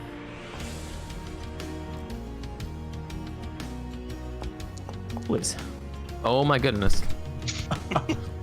You whip Ellar in the back of the head, instantly decapitating him. No, you attempt the thorn whip out, but with so many people in the way, you have to retract it early as you see it's about to hit somebody, not your target. Right. Gosh darn. I'm sorry, friends. Can't control my magic. All right, and it is 11. So let's end it there for tonight. Chris, if you want to change the music to something not so crazy for our outro. Back to bagpipes. Back to bagpipes, yeah. Yeah, we want to empty this room. Play some bagpipes. That's right. All right, you got it. Wow. Play that one song. That's yeah, good game. Woolly Dan. We certainly didn't get as far as I planned this time. Last time we got way farther than I thought we would. This time we got... Well, this time we spent 45 minutes beating up 2 guards. That's true. That was fun, though. I like those situations where it's like, you know, multiple entrances into a place, you know? You guys kind of very loosely prepared for that. I just created like a sandbox and been like, all right, fucking, these are the lock DCs. This is what the guard might say. Yeah. And we just kind of drunkenly stumble through it. Oh yeah. Failing upwards. Your for the most part, your actions were, you know, reasonable, which is why I let you get away with some of the things you were doing. You know, I didn't want to punish you for a bad roll too badly. Because your actions, you know, they did make sense. You weren't like, oh, I'm gonna stomp on the floor just for fun. Like, you know. Yeah. It was a pretty decent way to run it, I think. Yeah. Viewers, thanks for watching. Tons of fun. We have, I guess, one more session of this, but I don't know if I can fit everything else in one more session. We might have to do a special one where Mitch joins in too, because he's gonna be back. He's gonna be back like not next week, but the week after next, and then I still have to prepare for the Kill My Players stream. Oh boy. Oh yeah. Or rather, you have to prepare for my Kill My Players stream. We'll have to go over exactly what that's gonna look like for us. 5 gravestones. That's what it's gonna look like. I mean, a bloodthirsty chat. I mean, a smoking crater and 5 gravestones is what it's gonna look like after we're done. I mean, like, what's that gonna look like to start? 5 deadly spells heading your way. I don't know. Oh. It'll be a learning process. I'm testing out some mechanics that I have planned for it. But there's going to be multiple attempts at it. This is the first attempt, and I'm going to see what works and what doesn't work. I'm just hoping it's going to be fun for chat to basically have like ultimate control of what is going to happen. I feel like that's going to be a blast for. It's going to be crazy. So I'm really hoping we get a big turnout for that. So tell your friends. You need to roll credits. You need to roll the credits. Oh, I don't have credits set up for this one. What? Sorry. How dare! Just say them out loud. I don't think there's any new follows anyways today, so it'd be very empty credits. It'd be just you guys. Just a shout out to the viewers tonight. Thanks for joining us again on session 2 of our crazy mini adventure, and be sure to check out next week Tuesday for session 3. Mm-hmm. All right. Yeah, that's it. For anybody new, we have a Discord. Oh, we do have a Discord. Yeah, I'll post that in the thing. What's the That's the thing. Yeah. Feel free to join and see the tomfoolery that unfolds in there. Yeah, you get pictures and stuff with lore and whatnot. You get to hang out with cool guys like Under Radar and Dejin M, and of course these fucking guys too. Yeah. These fucking losers playing this. Lots of the dank maymays. You can see all the dank maymays firsthand. There's definitely some dank maymays in there. Yeah, all the Doge maymays. Oh no. There's no doge. There's no doges. I can't lie. The doge free zone. The Doge isn't cool anymore. No. Anyway, yeah, I think I'm gonna kill it there. Thanks for watching, guys. Have a good night and rest of the week. Bye, I love you. Bye.